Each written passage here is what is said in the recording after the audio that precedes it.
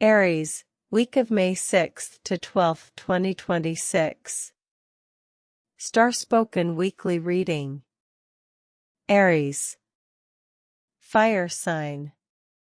Cardinal force. The one who was born to initiate, to strike the match, to open the door, to move before the world has even decided it's ready. This week, the cosmos is offering you something you rarely receive, a genuine exhale. After weeks of relentless planetary intensity, the full moon in Scorpio, Venus at the crossroads of fate, Uranus cracking open an entirely new chapter of your life, May arrives now in its quieter register. And for you, Aries, this week carries a specific and beautiful invitation to receive the fruits of everything you've already set in motion, rather than pushing toward the next thing before this one has fully landed. On May 6th, Pluto stations retrograde in Aquarius, and this is not a dramatic event so much as a deepening one.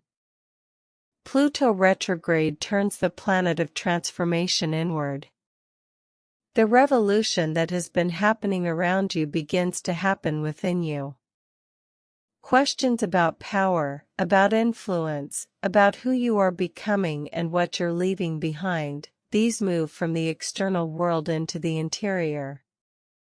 For Aries, who lives so naturally in action and forward motion, this is an unusual and valuable invitation to go still enough to actually feel what the last several weeks have changed in you. And then May 10th arrives, Sun conjunct Jupiter in Taurus. This is one of the most genuinely abundant, genuinely generous aspects of the entire year. The Sun and Jupiter together in Taurus create a moment of warmth, of expansion, of feeling that life is good and getting better. For you, Aries, this lights up your second house of money, of value, of what you own and what you're worth. Something opens financially or materially this week. Something that felt tight begins to breathe. This is also Mother's Day in the United States on May 10th, and for Aries, the Sun-Jupiter conjunction in your second house connects beautifully to themes of nurturing what you value, of honoring the foundations that built you. The meteor shower of the etaaquariids peaks this week as well, ancient debris from Halley's comet burning bright across the sky. A reminder that beauty is often made of things passing through. Love and relationships.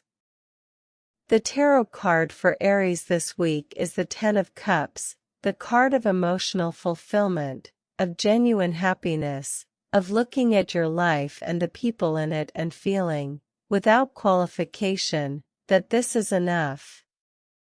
That this is more than enough. For those of you in relationships, this week brings a softening after the intensity of the Scorpio full moon last week. Whatever was illuminated, whatever was spoken or finally acknowledged, this week is the integration. The breathing room. The moment where you and your partner look at each other after a difficult conversation and realize you are still standing, still choosing each other, still building something worth building. The Sun-Jupiter conjunction on May 10th is particularly beautiful for love. Jupiter expands whatever it touches, and in Taurus it brings warmth, sensuality, and the simple pleasure of being physically present with someone you love. Plan something this week that is purely about enjoyment, a good meal, time in nature, the unhurried pleasure of each other's company. Let love be easy for a few days. It has earned the right. For those of you who are single, Pluto retrograde in your 11th house of community and connection invites a deeper look at the patterns in your love life, not with self-criticism, but with genuine curiosity. What has transformed in what you're looking for? Who were you when you last fell in love, and who are you now? The person you're becoming is calling in a different kind of connection than the one you've sought before. Trust that. Your action step this week: tell someone you love exactly what they mean to you. Not in response to anything, unprompted, freely, completely. Let the Sun-Jupiter conjunction move through your voice. Money and career. Aries, this is one of your strongest financial weeks of the year, and it arrives not through hustle but through alignment. The Sun conjunct Jupiter in Taurus on May 10th illuminates your second house of income, of resources, of the tangible value of your work in the world. Jupiter is the planet of expansion and abundance, and when it meets the Sun in the house of money, doors open. Opportunities that have been quietly building reach a moment of visible fruition. Something you've invested in, time, effort, skill, relationship, begins to return something to you. This is an excellent week for financial conversations, for asking for what you're worth, for putting forward a proposal or a pitch or a price that reflects your actual value rather than your habitual undersell. Jupiter in Taurus rewards confidence that is backed by genuine competence. You have both. Use them. Pluto retrograde beginning May 6th also brings an interesting professional dimension for Aries. Pluto in your 11th house of networks and collective endeavors turns retrograde, asking you to revisit the power dynamics within your professional community. Are there collaborations or alliances that need to be reassessed? Are there people in your network who no longer reflect who you've become? This is not a week for ending things abruptly. It is a week for honest internal review that will inform external decisions over the coming months. Mercury in Taurus all week supports careful, thorough communication in professional matters. Write things down. Document agreements. Let your words carry the weight and deliberateness that Taurus demands. Aries often moves faster than their documentation. This week, let the paper trail keep pace with your momentum. Health and energy. Aries rules the head, the face, and the vital life force energy, and this week, that energy is calmer and more sustainable than it has been in some time. The shift into a quieter cosmic register after last week's full moon intensity gives your nervous system genuine room to recover. You may notice that you feel less driven, less urgent, less compelled to push, and this is not a malfunction.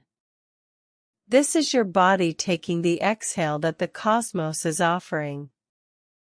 Honor it completely.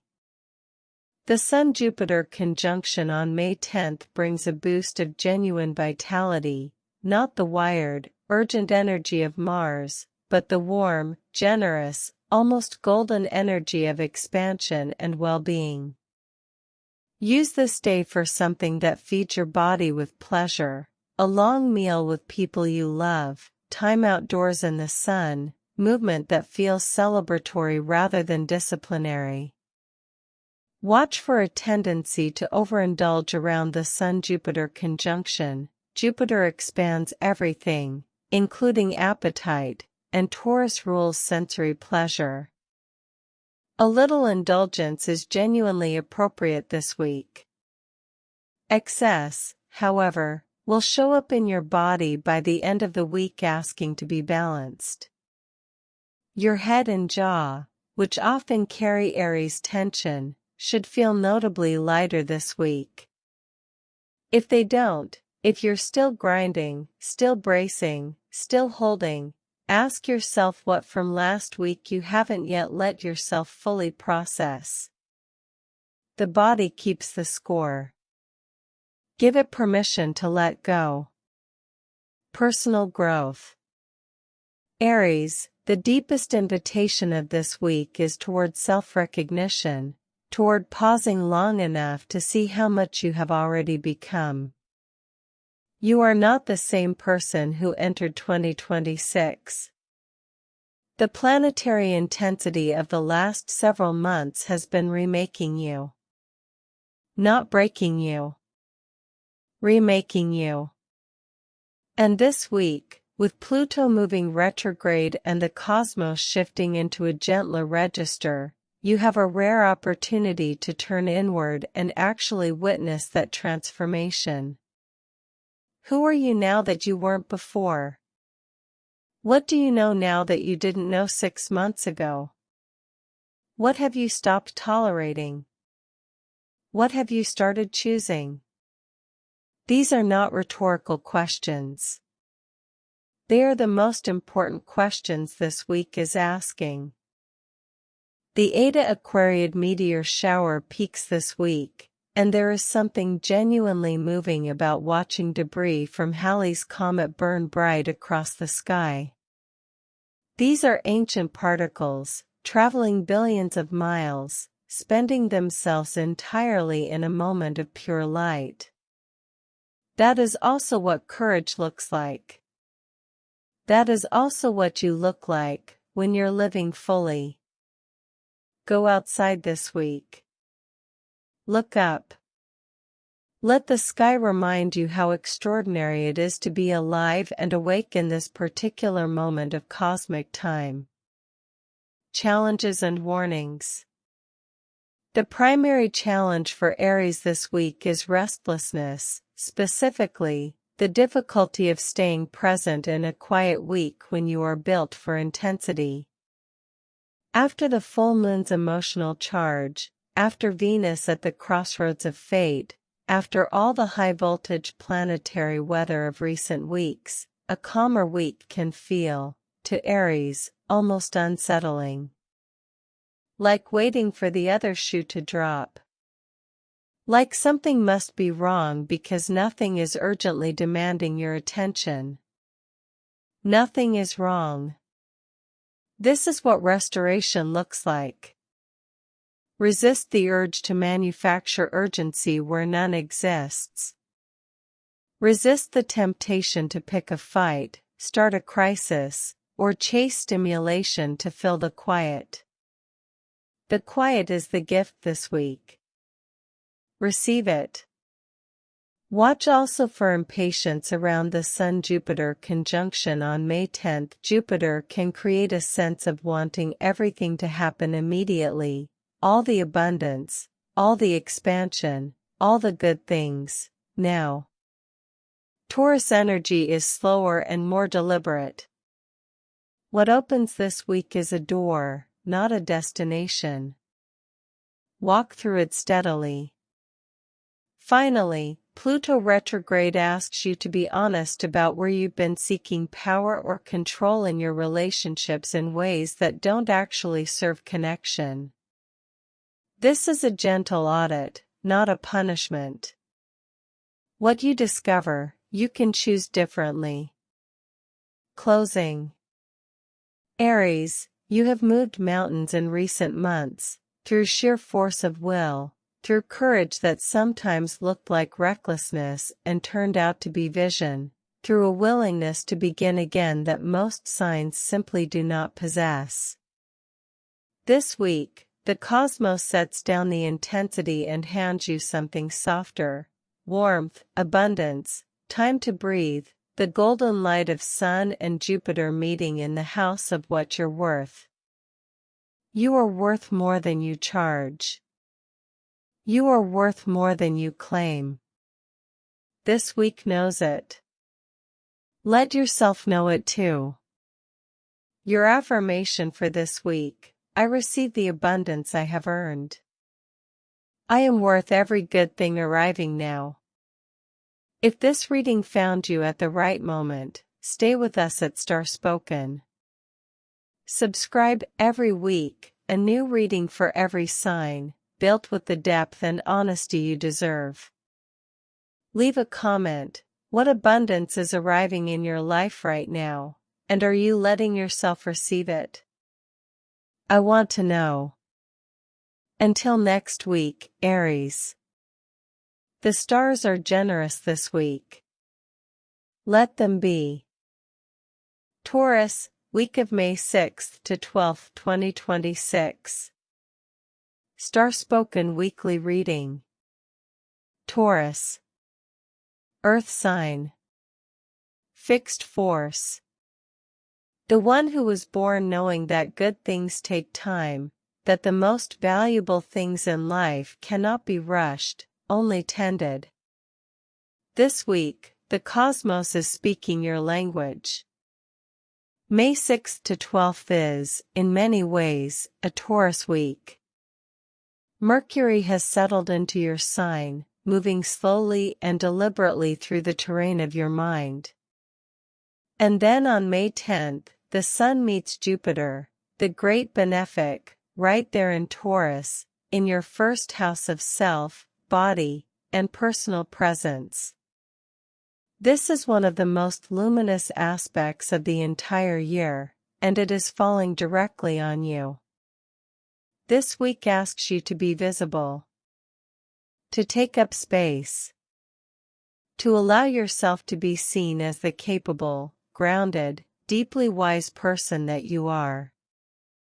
Pluto stations retrograde in Aquarius on May 6th, and for you this activates your 10th house of career, public reputation, and legacy. The planet of transformation going inward in the house of how the world sees you. This is a moment to honestly review the direction your ambitions have been pulling you. Is the version of success you're working toward actually yours?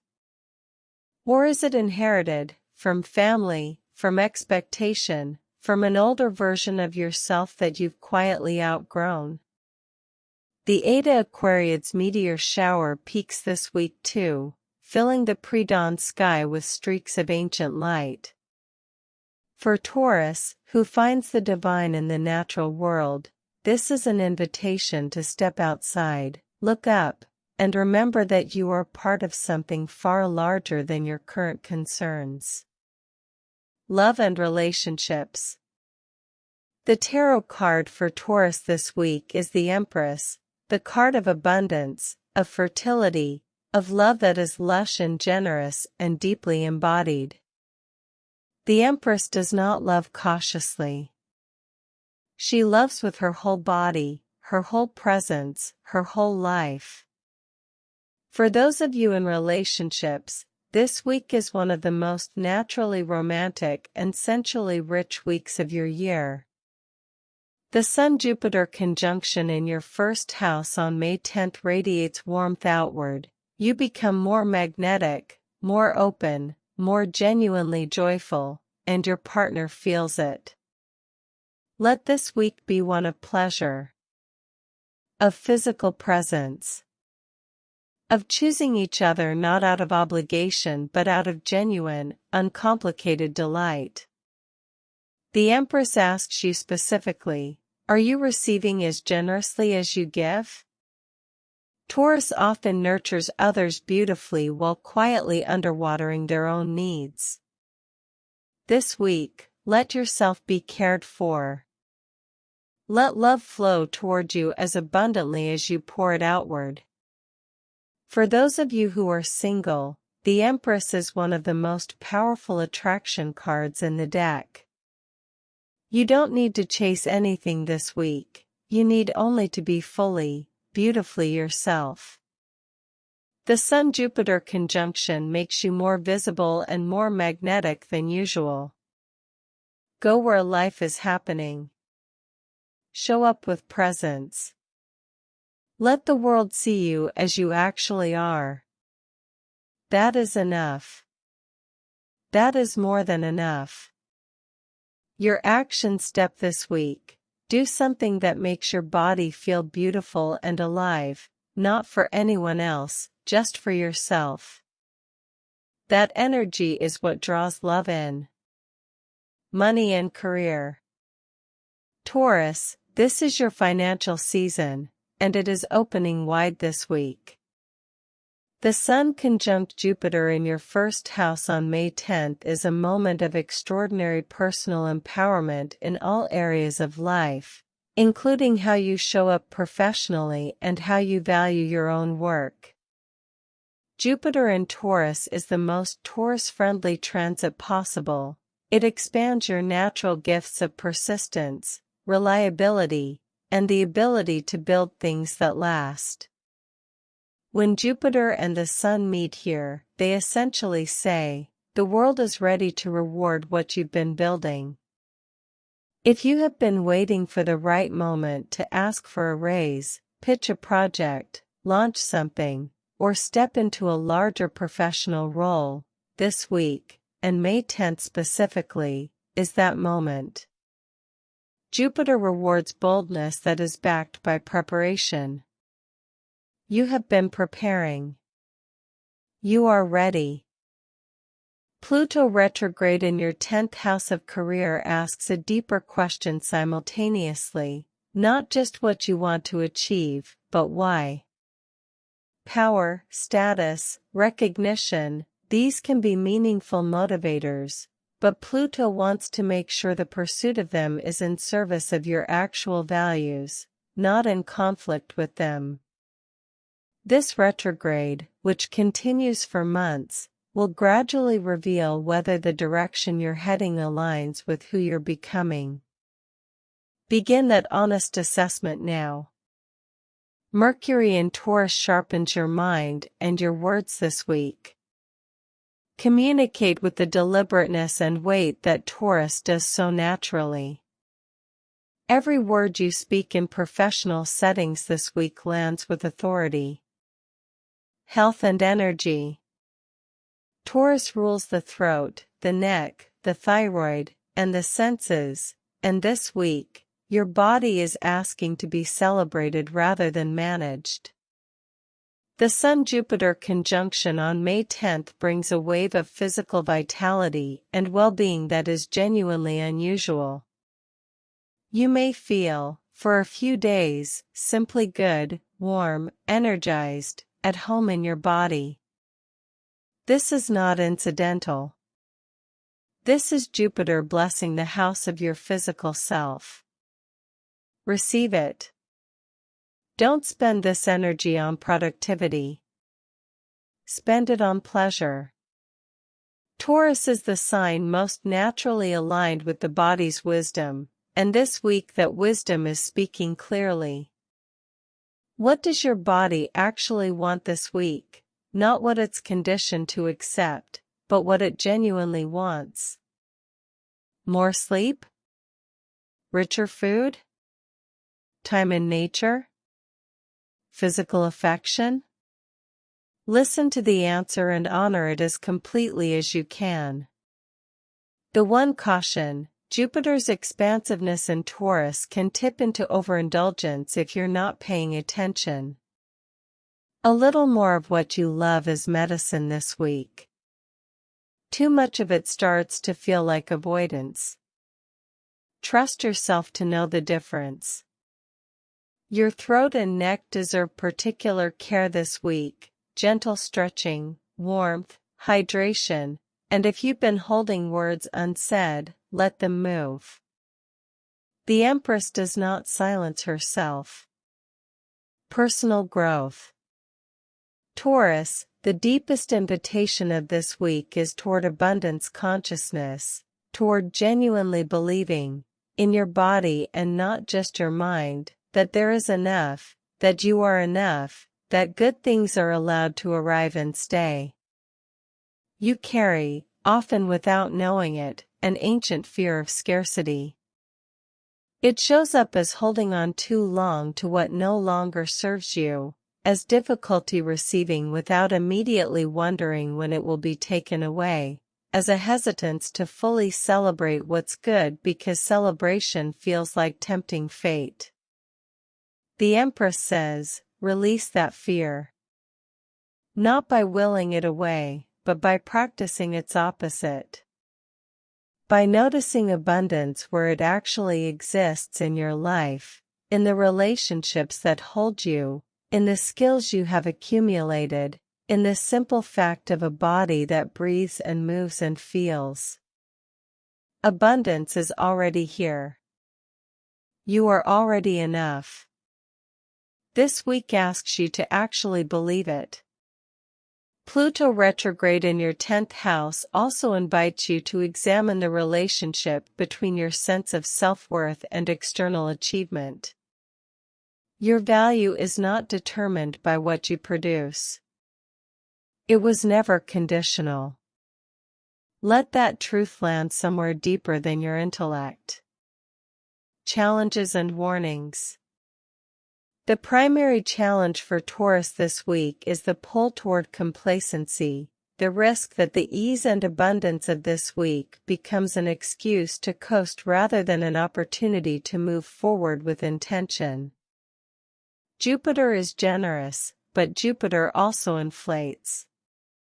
When life feels this good, there's a temptation for Taurus to settle into comfort so fully that momentum slows. The abundance opening this week is a beginning, not a destination. Let it energize you forward, not lull you into stillness. Pluto retrograde can also stir a quiet restlessness in your career sector, a sense that something isn't quite right with the direction you've been heading, without yet being able to articulate what needs to change. Don't force clarity before it's ready. Notice the feeling. Let it inform your questions even if it can't yet provide answers. Watch also for possessiveness in relationships this week. Jupiter expanding your first house can make you feel expansive, and Taurus can sometimes, under expansion, become more rather than less inclined to hold on tightly to what they love. Love generously this week. Hold loosely. The Empress gives freely because she knows the source never runs dry. Closing. Taurus, this is one of those weeks that will settle into your memory as a moment when life felt genuinely, simply good. When the light was right. When things began to open. The cosmos is placing the Sun and Jupiter together in your sky and asking, can you receive this? Can you let good things arrive without bracing for what comes next? You have earned this week. Every slow, steady, faithful step you have taken toward the life you want, this week is part of what that effort has been building toward. Let yourself be here for it, fully. Your affirmation for this week: I am open to abundance. I receive all good things with grace and gratitude. If this reading spoke to you, stay with us at Starspoken. Subscribe and come back every week, every sign, every reading, every week. And leave a comment below. What is one thing that is genuinely good in your life right now? I want to celebrate it with you. Until next week, Taurus. The stars know your worth this week. So do you. Gemini, week of May 6th to 12th, 2026. Starspoken weekly reading. Gemini. Air sign. Mutable force. The one who was born to connect, to translate between worlds, to ask the questions others haven't thought to ask, to make the invisible visible through the power of language. This week, the cosmos is asking you to slow down enough to actually hear your own answers. Mercury, your ruling planet, is moving through Taurus this week, and for you, Gemini, this is an interesting experience. Taurus slows Mercury down. It grounds it. It asks quick, darting Gemini intelligence to settle into one idea at a time, to think with patience and depth rather than speed and breadth. This is not a comfortable transit for you, and it is exactly the one you need. Pluto stations retrograde in Aquarius on May 6th, and for Gemini this activates your ninth house of philosophy, belief, and long-distance vision. The planet of transformation going inward in the house of meaning, this is a moment to honestly examine whether the beliefs you're operating from actually belong to you, or whether they were inherited and have simply never been questioned. And then the Sun meets Jupiter in Taurus on May 10th, lighting up your 12th house of solitude, the subconscious, and what lies beneath the surface of your visible life. This is not a flashy placement for you, but it is a profound one. The most important movement this week is happening in the interior. The etaaquariids meteor shower peaks this week, streaks of ancient light crossing the sky before dawn. For Gemini, who often talks about stillness without quite achieving it, the pre-dawn sky this week is an invitation to actually be still, just for a moment. Just long enough to hear something true. Love and relationships. The tarot card for Gemini this week is the Hermit, the card of solitude, of inner wisdom, of the lantern held inward to light the way for yourself before you can light it for anyone else. This is not a card of isolation. It is a card of intentional aloneness, the kind that deepens you, that fills you back up, that allows you to return to connection as your fullest self rather than your most depleted one. For those of you in relationships, the Hermit appears this week not to signal distance but to invite honesty. There is something you know, something you've been circling around in your mind but haven't yet said to your partner. Mercury in Taurus slows your usually quick tongue down enough to actually feel the weight of that unspoken thing. This week is the right week to say it. Not reactively, not quickly, slowly, carefully, with the full weight of what you mean behind it. For those of you who are single, the Hermit is asking the most important question of all: do you actually know what you want? Not in the Gemini way of listing interesting possibilities, but truly, deeply, in your body, what does love feel like when you imagine it correctly? This week, spend time with that question. The answer you find will save you months of choosing the wrong things. Your action step this week: take 1 hour completely alone, no phone, no podcast, no distraction, and simply sit with your own thoughts about love. Write what comes up. Don't edit it.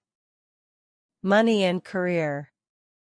Gemini, the Sun-Jupiter conjunction on May 10th lands in your 12th house, which means the abundance of this week arrives through unexpected channels, through the release of what you've been holding on to, and through what flows in when you stop controlling the direction.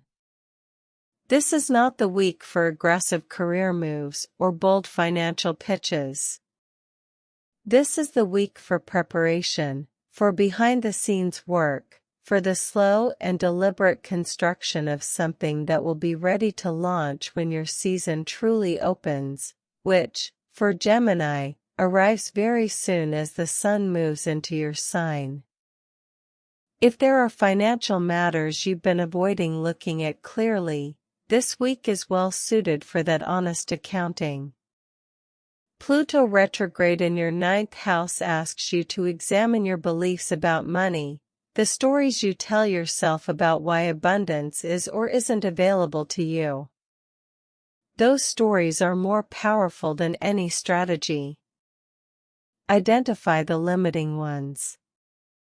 Question their origins. Mercury in Taurus gives you exceptional staying power in your work this week. More than usual, you can focus, follow through, and complete what you start. Use this rare gift deliberately. The ideas you've been generating need to be executed, not just entertained. Health and energy. Gemini rules the lungs, the nervous system, and the arms and hands, and this week, your nervous system is asking for something you rarely give it: genuine quiet.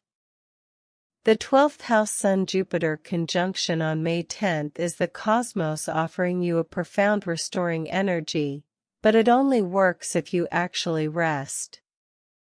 Jupiter in the 12th expands what is already there. If you're resting, it expands restoration. If you're pushing through exhaustion, it expands the burnout. Your lungs particularly benefit from intentional breathwork this week. Not as a productivity hack, but as a genuine act of turning inward. Slow breathing. Walks in open air.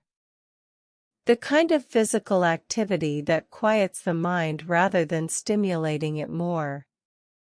Watch for scattered energy, particularly in the first half of the week.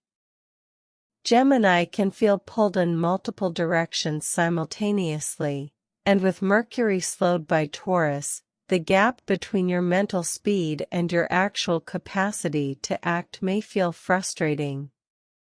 Respect the slower pace. Your body is wiser than your schedule. Sleep is genuinely important this week. The 12th house governs deep sleep, and with Jupiter there, what your subconscious is processing is significant. Give it the time it needs. Personal growth. Gemini, the deepest invitation of this week is toward depth, toward choosing one thing and going all the way into it, rather than touching everything from the surface.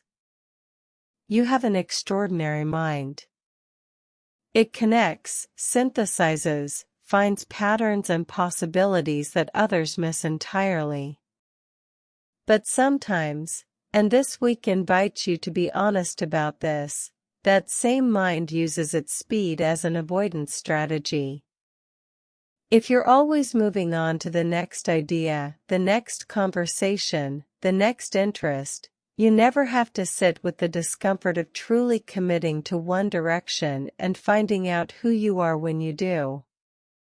The hermit doesn't move quickly. The hermit goes one step at a time, with a lantern held close, in the dark. The hermit trusts that the light they carry is enough, even when it only illuminates the next few feet, not the whole path. Pluto retrograde in your 9th house of beliefs and meaning is asking you what you actually believe. Not what you find intellectually interesting, what you genuinely, in your lived experience, know to be true. Spend time with that question this week. It will serve you for months. Challenges and warnings. The primary challenge for Gemini this week is the discomfort of Mercury in Taurus, the sensation of your own mind feeling slower, heavier, less agile than you're used to. This can feel like something is wrong with you. It isn't. It is simply a different mode of intelligence being asked of you. Resist the temptation to overstimulate as a way of compensating for the slower pace. More information, more conversations, more tabs open, none of that will restore the quick-fire mental clarity you're temporarily missing. Only rest and patience will. Watch for overthinking in relationships this week. Gemini can, particularly with Mercury in a slower sign, cycle through the same thoughts repeatedly without reaching resolution. If you notice yourself in a mental loop about a relationship matter, it is a sign to stop thinking and start feeling. The answer you're looking for isn't in your mind this week, it's in your body. Pluto retrograde can also surface some deep, old material around belief and identity. If something uncomfortable comes up this week about who you are or what you stand for, don't deflect it with wit or distraction. Sit with it. It is bringing you something valuable. Closing. Gemini, this is a week of interior richness, of the kind of depth that you are fully capable of and that you don't always give yourself permission to enter. The world will want your words, your wit, your connections, your ideas. They will always be there, ready, waiting. But this week, the most important conversation is the one happening between you and yourself, in the quiet, in the dark, with the lantern held close. What do you actually know? What do you actually want? What do you actually believe? Those answers are worth more than anything you could find outside yourself this week. Your affirmation for this week: I trust the wisdom that lives beneath my thinking. I give myself permission to go deep. If this reading found you at the right moment, stay with Starspoken. Subscribe every week, every sign, built with depth and honesty for people who want more than surface-level readings. Leave a comment below. What is one truth you've been circling around but haven't yet fully faced? You don't have to share it, but naming it, even here, is its own kind of courage. Until next week, Gemini. The quiet is not empty. It's full of you. Cancer, week of May 6th to 12th, 2026. Starspoken weekly reading. Cancer. Water sign. Cardinal force. The one who was born to feel, to hold space for others with a depth of care that borders on the sacred, to build homes not just with walls but with warmth, with memory, with love that remembers every detail. This week, the cosmos is asking you to let that same care flow toward yourself. May 6th to 12th is a week of significant interior movement for you, Cancer. Pluto stations retrograde in Aquarius on May 6th, activating your 8th house of transformation, shared resources, and the deepest psychological layers of the self. What has been quietly shifting in your foundations, in your relationship to intimacy, to trust, to the way you give and receive, now begins an inward review. This is Pluto doing its deepest work, not blowing things up, but asking you to consciously participate in the changes already underway. And then the Sun meets Jupiter in Taurus on May 10th, lighting up your 11th house of community, friendship, and the people who choose to be in your life not out of obligation but out of genuine love and alignment. Something expands in your social world this week. A circle widens. A connection deepens in a way that surprises and sustains you. Mother's Day falls on May 10th as well, and for Cancer, the sign most associated with motherhood, nurturance, and the ancestral line, this day carries particular resonance. Whatever your relationship to motherhood or to the mother figures in your life, this week invites a tenderness and a recognition of the invisible labor of love. The Aquariids meteor shower peaks this week, lighting the pre-dawn sky with ancient fire. Cancer, who feels the beauty of the world so acutely, will find something particularly moving in watching light cross the dark. Love and relationships. The tarot card for Cancer this week is the Star, the card of hope, of restoration, of the quiet, steady light that remains after the storm has passed. The star does not blaze dramatically. It simply continues to shine, faithfully, through the dark. For those of you in relationships, the star arrives this week as a message of renewal. If there has been difficulty, distance, or uncertainty in your partnership in recent weeks, this week brings a gentling, a returning. Not a dramatic reconciliation, something quieter and more lasting than that. A moment where you look at the person you've chosen and feel, beneath whatever complexity exists between you, that the love is still real. That it is still worth tending. The Sun-Jupiter conjunction in your 11th house also speaks beautifully to love this week, particularly the love of deep friendship within partnership. The person who knows you. The person you can be strange and honest and imperfect with. This week, let that be the love you celebrate. Not performance. Presence. For those of you who are single, the star is one of the most hopeful cards in the deck for someone who has been through relational disappointment or loss. It says, the capacity for love in you has not been diminished. It has been clarified.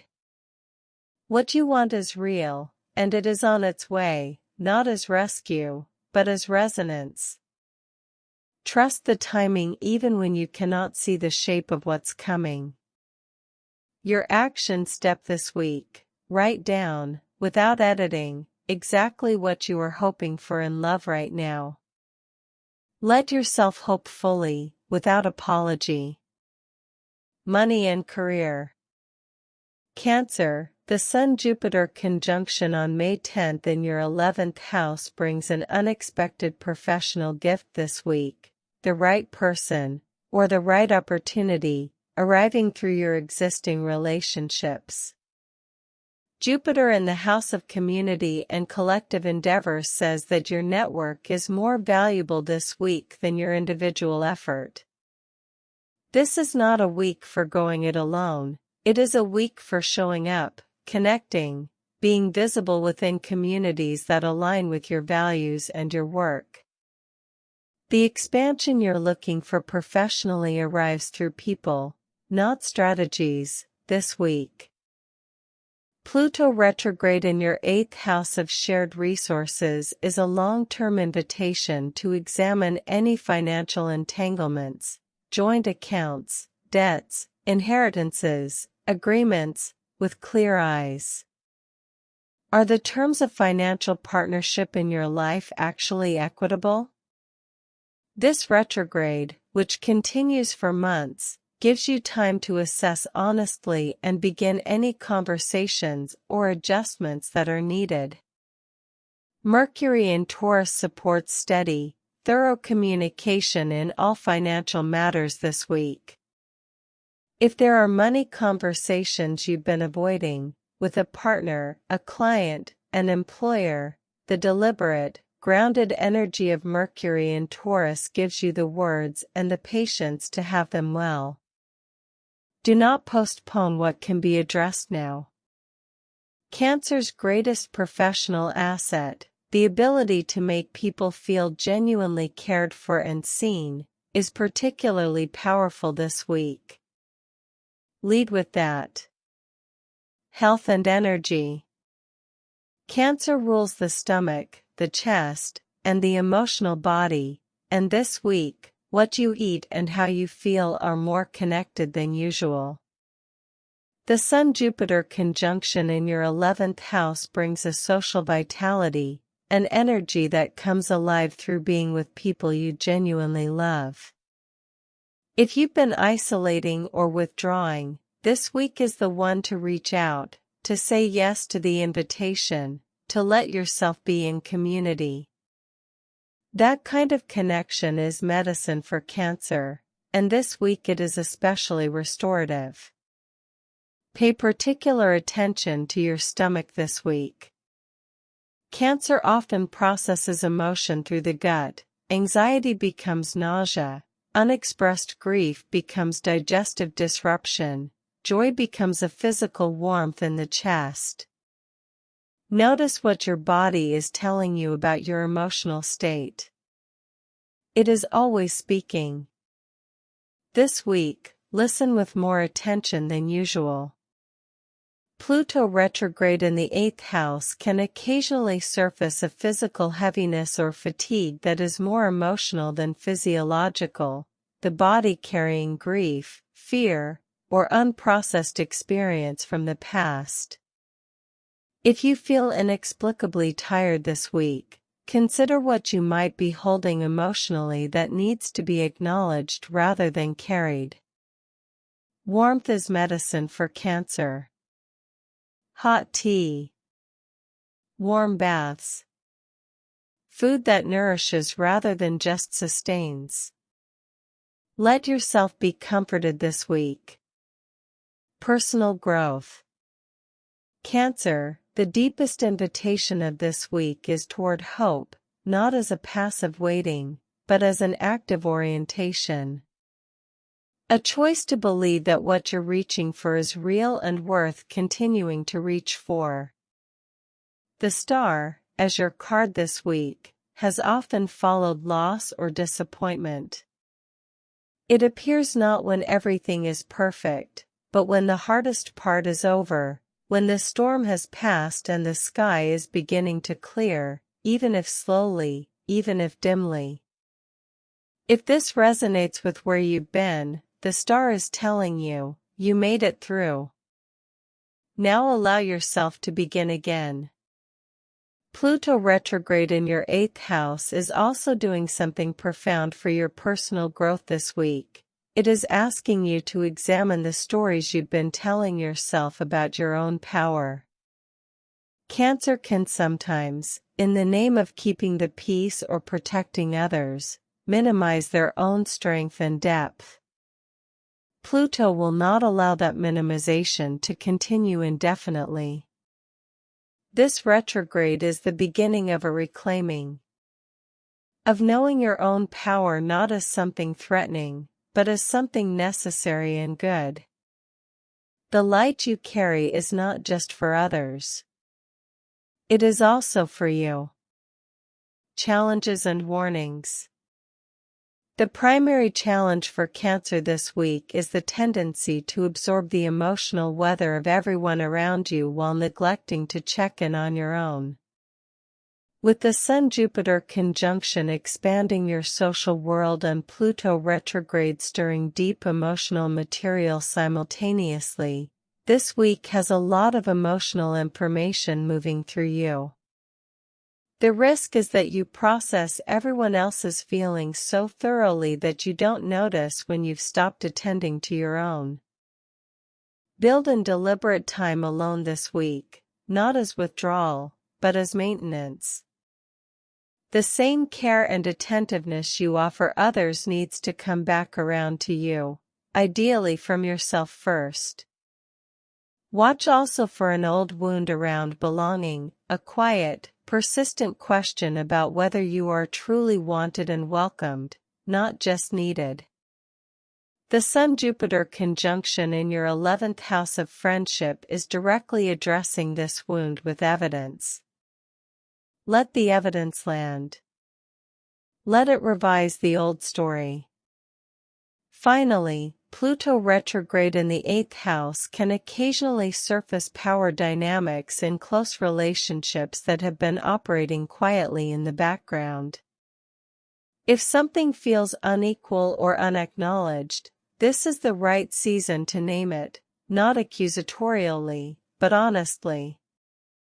What is unspoken between you and someone close? This week has the energy to clear it. Closing. Cancer, the star appears for you this week as a promise, not that everything will be perfect, but that the light is genuine, that hope is not naive, and that what you have been reaching for in love, in connection, in belonging, is real and is getting closer. You are one of the most loving presences in any room you enter. This week, Let some of that love come home to you. Receive the warmth of the Sun-Jupiter conjunction. Let your people hold you, even briefly. Let hope be something you practice rather than something you wait to earn. Your affirmation for this week: I am worthy of the love I give to others. I allow hope to guide me home. If this reading moved you, stay with Starspoken. Subscribe every week, every sign, built for people who feel deeply and want a reading that matches that depth. Leave a comment. What are you hoping for right now? Say it out loud. It deserves to be spoken. Until next week, Cancer. The star is in your sky this week. Follow it. Leo, week of May 6th to 12th, 2026. Starspoken weekly reading. Leo. Fire sign. Fixed force. The one who was born to shine, not out of vanity, but out of genuine creative power, out of a heart so large it naturally becomes a source of warmth and light for everyone around it.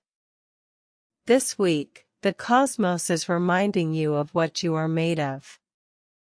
May 6th to 12th is a week of professional reckoning and personal authority for you, Leo. Pluto stations retrograde in Aquarius on May 6th, and for Leo, Pluto in Aquarius sits in your 7th house of partnership, both romantic and professional. The planet of deep transformation going inward in the house of the other.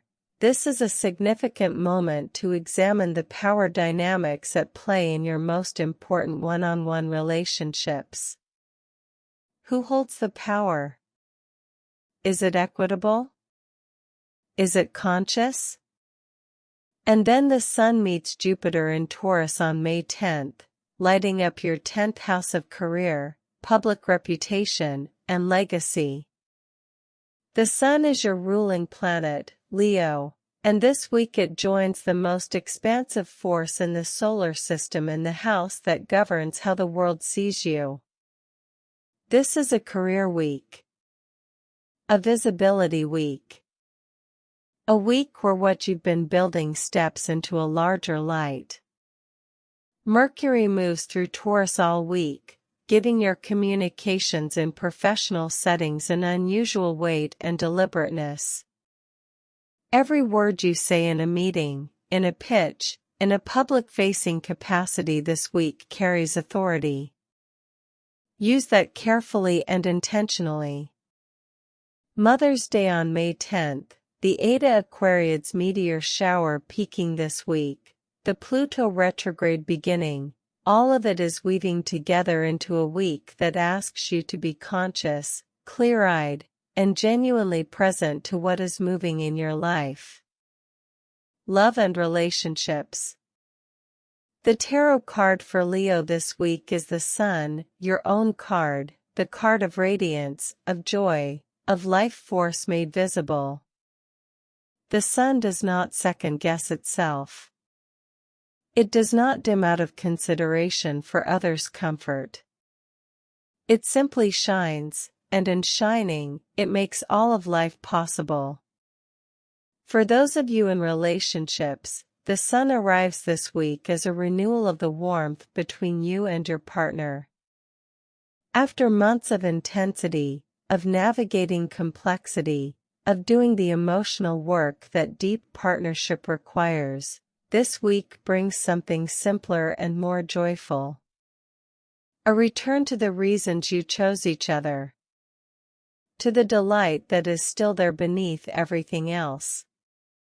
The Sun card also asks Leo to check in. Are you bringing your full, radiant self into your relationship? Or have you been performing a smaller, more cautious version of yourself to avoid conflict or taking up too much space? The Sun does not ration its light. Neither should you.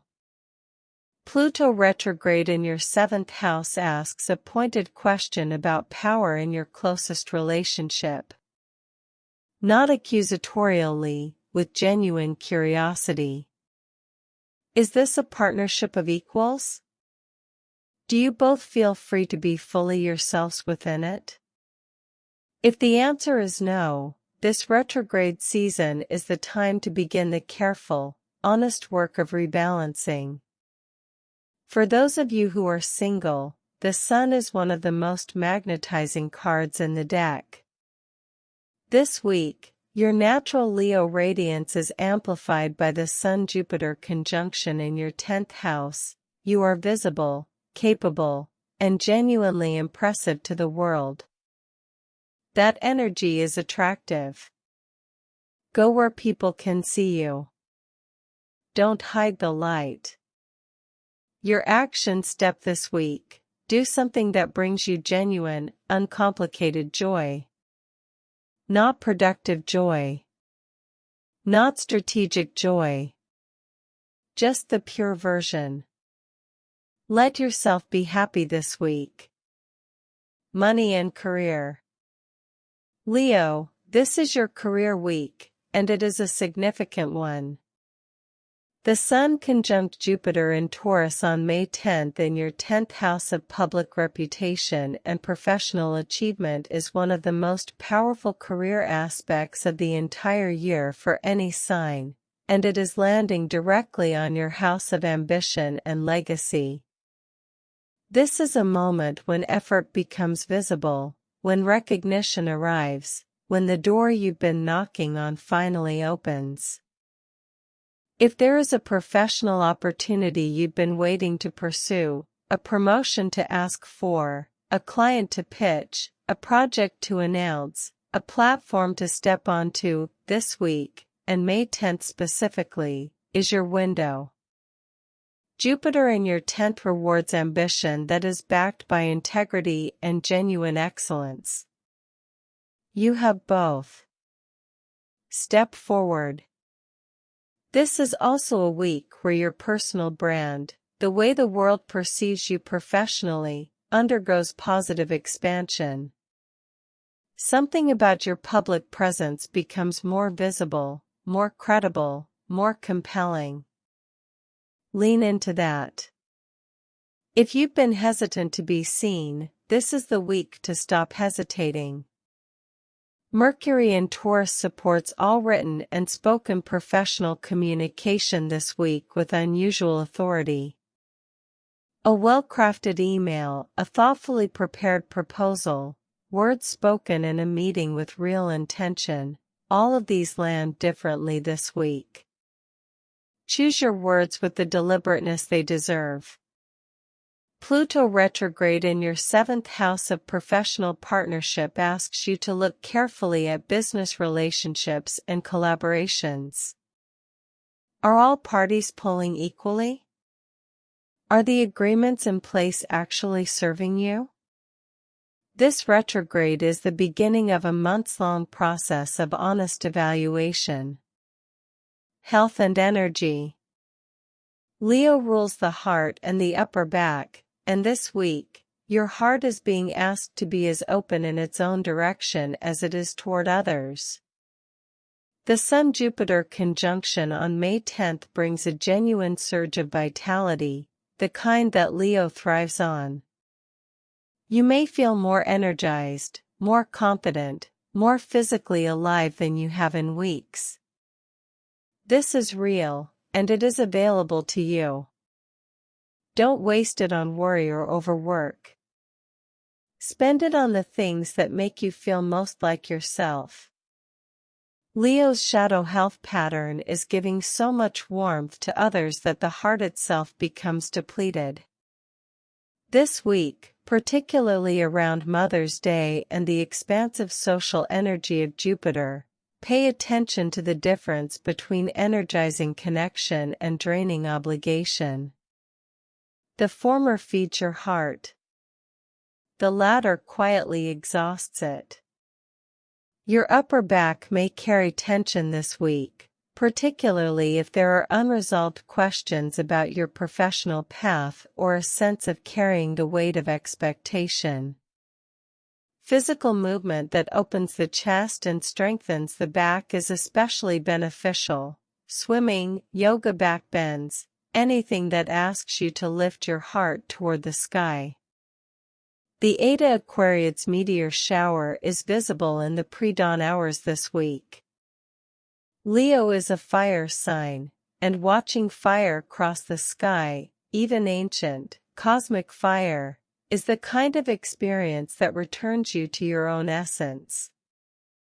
Consider setting your alarm for it. Personal growth.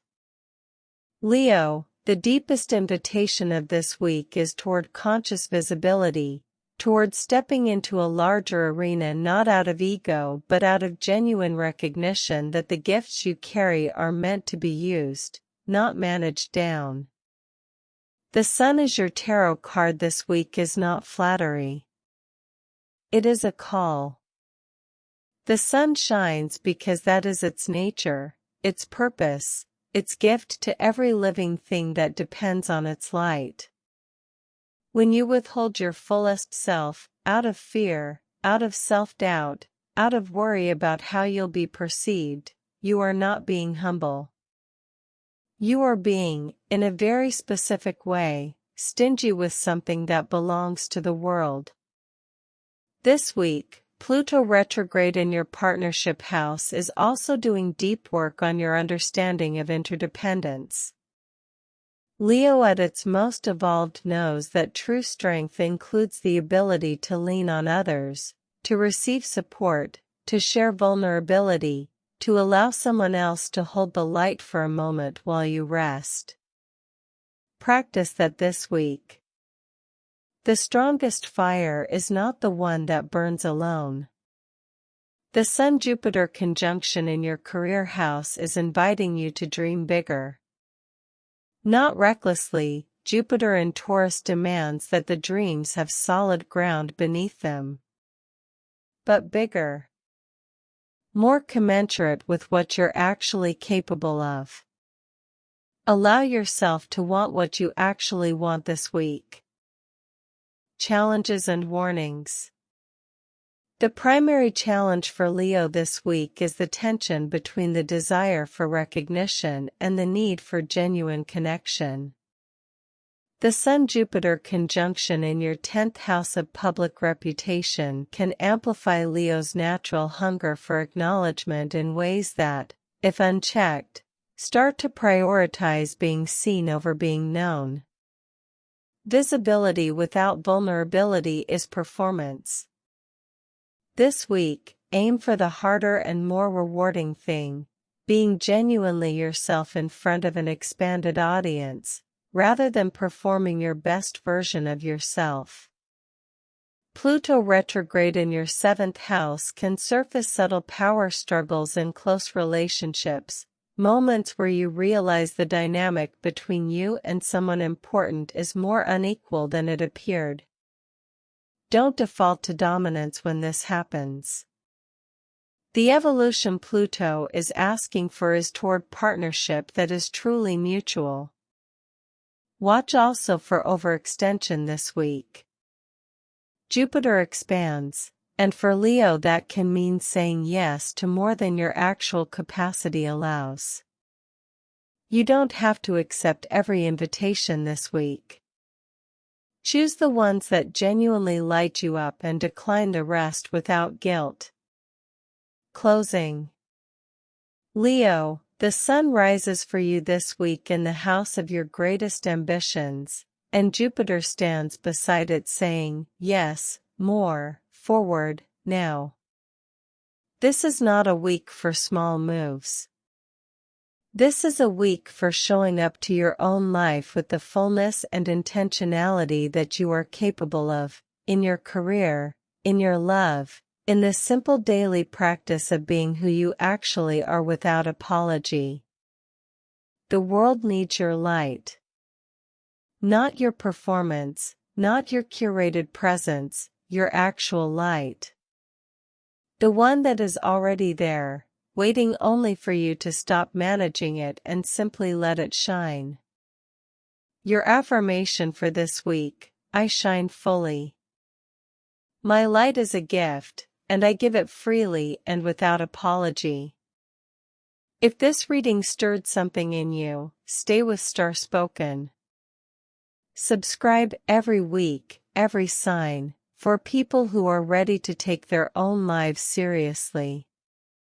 Leave a comment below. What is one place in your life where you've been making yourself smaller than you are? Name it. The first step to changing it is seeing it. Until next week, Leo. The sun is yours this week. Be it. Virgo, week of May 6th to 12th, 2026. Starspoken weekly reading. Virgo. Earth sign. Mutable force. The one who was born to refine, to see what is out of place and know instinctively how to restore it, to bring order not for its own sake but in service of something functioning beautifully, at its highest potential. This week, the cosmos is asking you to apply that same discernment to your own life, and to trust what you find. May 6th to 12th is a week of significant expansion for you, Virgo, though it may not announce itself dramatically. Pluto stations retrograde in Aquarius on May 6th, activating your 6th house of daily work, health routines, and the systems that hold your life together.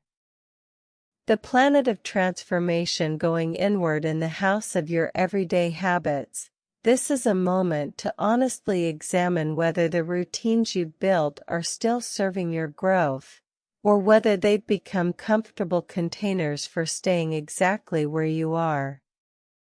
And then the Sun meets Jupiter in Taurus on May 10th, lighting up your 9th house of higher learning, philosophy, travel, and the expansion of your worldview. Jupiter is already at home in the 9th house. This conjunction amplifies that energy beautifully. Something opens in your understanding this week. A belief shifts. A perspective widens. A door you had not noticed appears, and it is already open. Mercury, your ruling planet, moves through Taurus all week, and for Virgo, this is a particularly grounding and stabilizing energy. Your mind, usually quick and analytical, settles into a slower and more thorough mode. This is not a loss of sharpness. It is depth replacing speed, and for a sign as naturally precise as Virgo, depth is where the real insight lives. Love and relationships. The tarot card for Virgo this week is the Magician, the card of skill, of focused will, of the practitioner who understands that everything needed is already present, that the only question is how to arrange and direct the tools at hand. For those of you in relationships, the Magician appears this week as an invitation to approach love with the same intentionality and skill that you bring to the things you do well. Love, for Virgo, can sometimes become a project, analyzed, improved, optimized. The Magician asks something different, not to optimize love, but to actively create it, moment by moment, with full presence and chosen intention. The Sun-Jupiter conjunction in your 9th house also speaks to love this week through the lens of shared vision. What are you and your partner building together beyond the daily practicalities? What adventure, what growth, what expansion of your shared world is available to you? This week, let the conversation go beyond logistics. Talk about dreams. About what you believe. About who you want to become. The connection that arises from that conversation is more sustaining than any amount of coordinating schedules. For those of you who are single, the Magician suggests that what you're looking for is more available than you think, but it requires action, not waiting.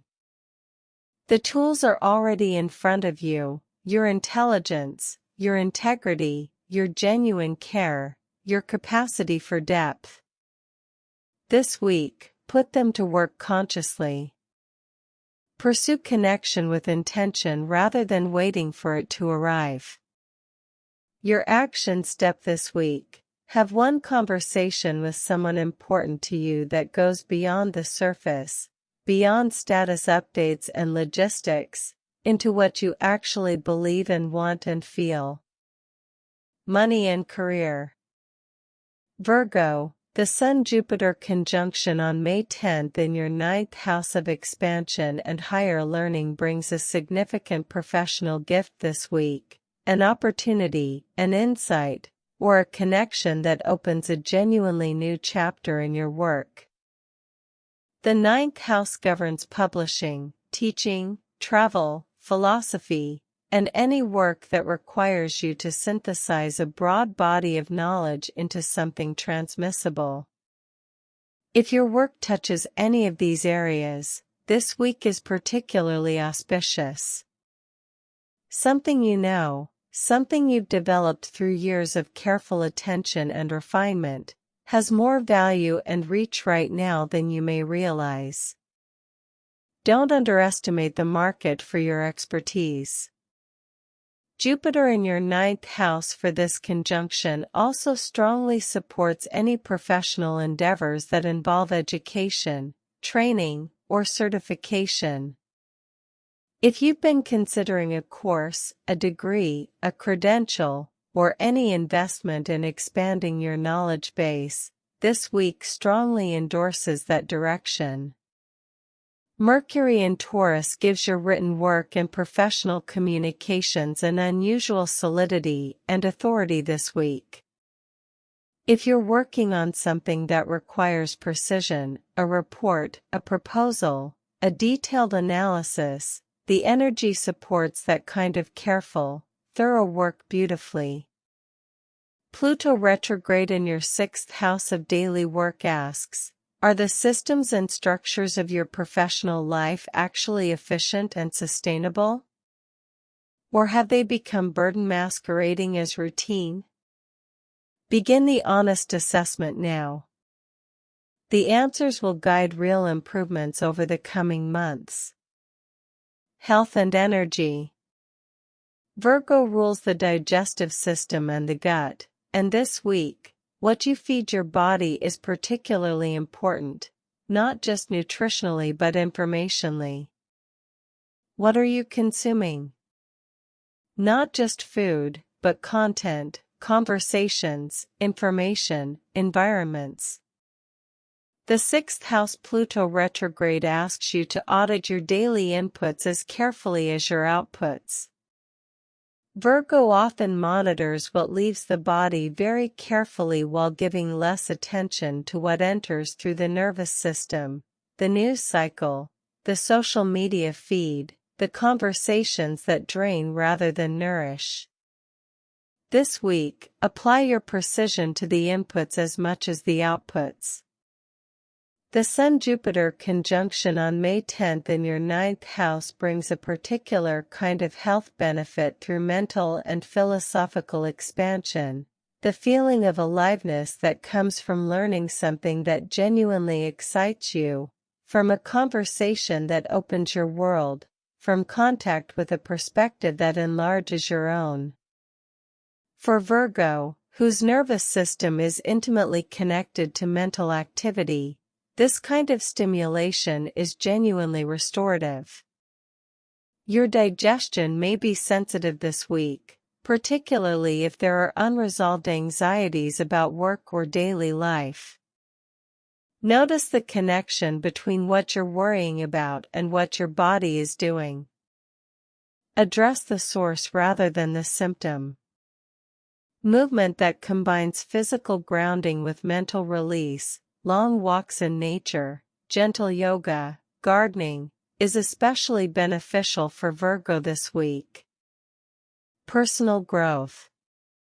Virgo, the deepest invitation of this week is toward trust, specifically, toward trusting that what you already are is enough, that the refinement you have been doing all your life has produced something genuinely valuable, and that you are ready for the next level of expansion even without being perfectly prepared. The magician does not wait until the conditions are ideal.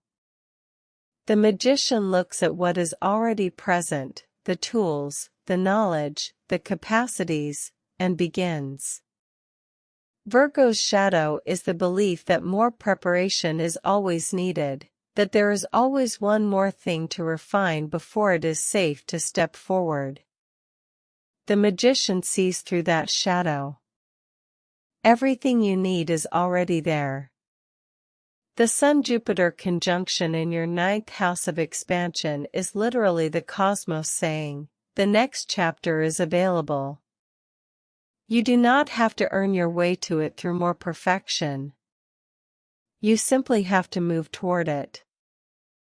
Pluto retrograde in your 6th house is simultaneously asking you to examine which of your daily disciplines are in service of growth and which have become forms of control, ways of managing anxiety about imperfection rather than genuine care for your well-being. The distinction matters. One expands you. The other contains you. Challenges and warnings. The primary challenge for Virgo this week is the perfectionist paralysis that can arise when an opportunity for real expansion appears. The voice that says you are not quite ready, not quite good enough, that the work needs one more round of revision before it can be shown to the world. The Sun-Jupiter conjunction is a window. Windows open and close. This one is asking you to step through it this week, with what you have, as you are. Not after the next preparation. Now. Watch also for excessive self-criticism if something doesn't go as precisely as you'd planned this week. Jupiter's expansiveness can occasionally produce outcomes that are slightly messy or more sprawling than Virgo's preference for clean, controlled results. Trust that larger is not the same as worse. Mercury in Taurus slows your usually quick analytical mind this week. This can feel frustrating for a sign that relies on mental agility. Use the slowness. The insights available to you this week are deeper, not faster. Let them take the time they need. Finally, Pluto retrograde in your 6th house can surface health anxieties or worries about productivity and capacity. If you notice these arising, bring them into the light rather than spiraling privately. What you fear in the body is usually smaller when examined than when imagined. Closing. Virgo, you have spent more time than most people ever do attending to the details, refining, improving, making things more precise and more true. That work has not been wasted. It has been preparation for exactly the expansion that this week is offering. The magician looks at the altar, the wand, the cup, the sword, the coin, and says, I have everything I need. And then the work begins. You have everything you need. It has always been there. Your affirmation for this week, I trust my own competence. I step forward with what I have. I am ready. If this reading found you at exactly the right moment, stay with Starspoken. Subscribe every week, every sign, crafted with the depth and precision that you deserve. Leave a comment below, What is one thing you've been waiting to feel ready for? Say it out loud here. Naming it is the first act of the magician. Until next week, Virgo. The tools are already in your hands. Begin. Libra, week of May 6th to 12th, 2026. Starspoken weekly reading. Libra. Air sign. Cardinal force. The one who was born understanding that beauty, balance, and human connection are not luxuries, they are the architecture of a meaningful life. This week, the cosmos is asking you to choose yourself with the same elegance you bring to everything else. May 6th to 12th carries a particular intensity for you, Libra, not in an aggressive or chaotic way, but in the quiet, persistent way of something that has been building for a long time finally reaching a point of reckoning.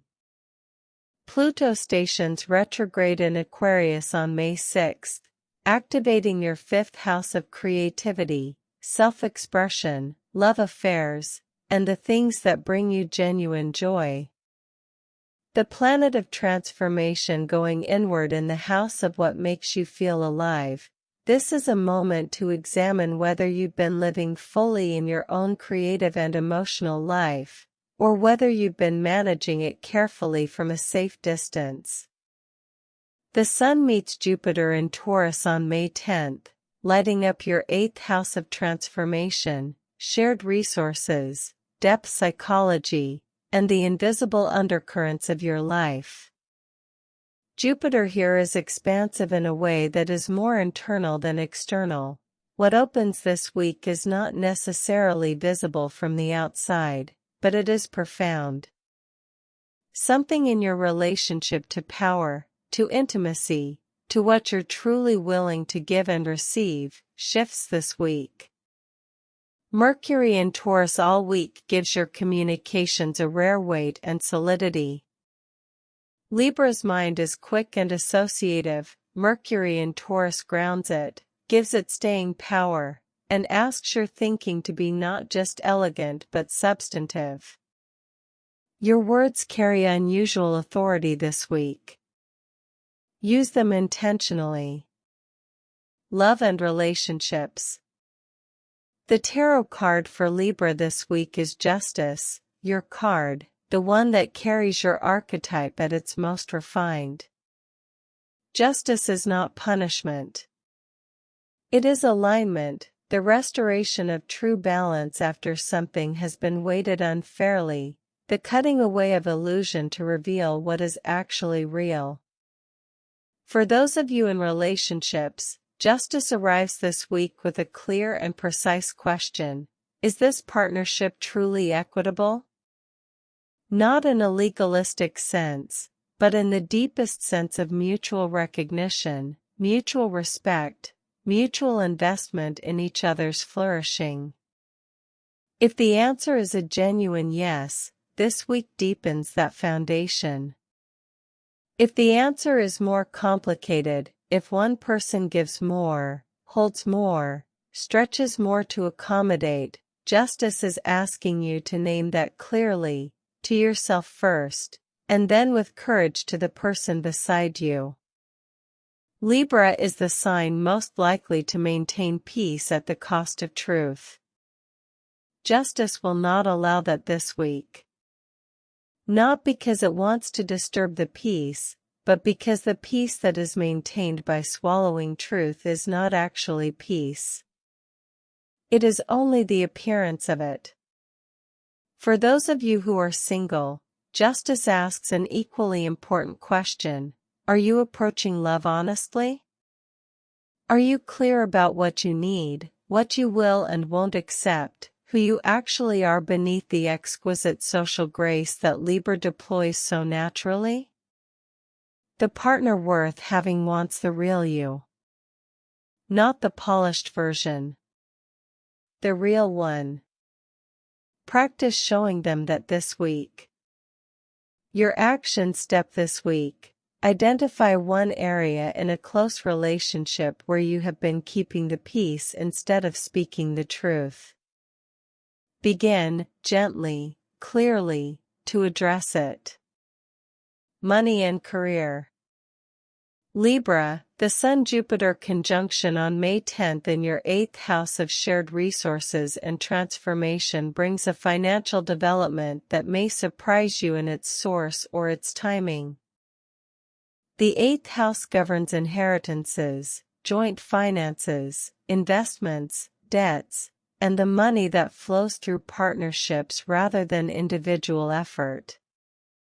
Jupiter here expands what is already in motion, and for some of you, this means a financial conversation or agreement with a partner, a business associate, or a financial institution reaches a moment of positive resolution or expansion this week. Pay attention to what arrives from unexpected or collaborative directions. For others, the 8th house Jupiter conjunction signals a moment of financial transformation, a shift in how you relate to money at a deeper level, a recognition of what you've been undervaluing or overlooking. Pluto retrograde in your 5th house is simultaneously asking about the relationship between your creativity and your income. Are you using your considerable aesthetic and social gifts in the service of work that genuinely sustains you financially? Or are you undercharging, undervaluing, or operating in structures that don't serve your actual worth? Mercury in Taurus supports all financial discussions this week with unusual deliberateness and clarity. If there are terms to negotiate, agreements to review, or money conversations to have, this week's planetary weather supports having them thoughtfully and completely.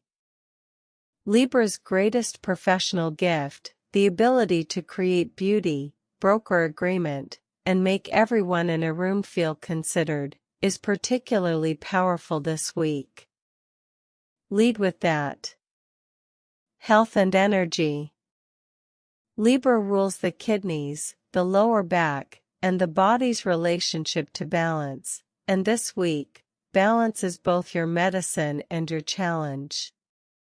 The Sun-Jupiter conjunction in your 8th house can stir a deep, sometimes unsettling vitality, energy that comes from below the surface rather than from the everyday rhythms of your life.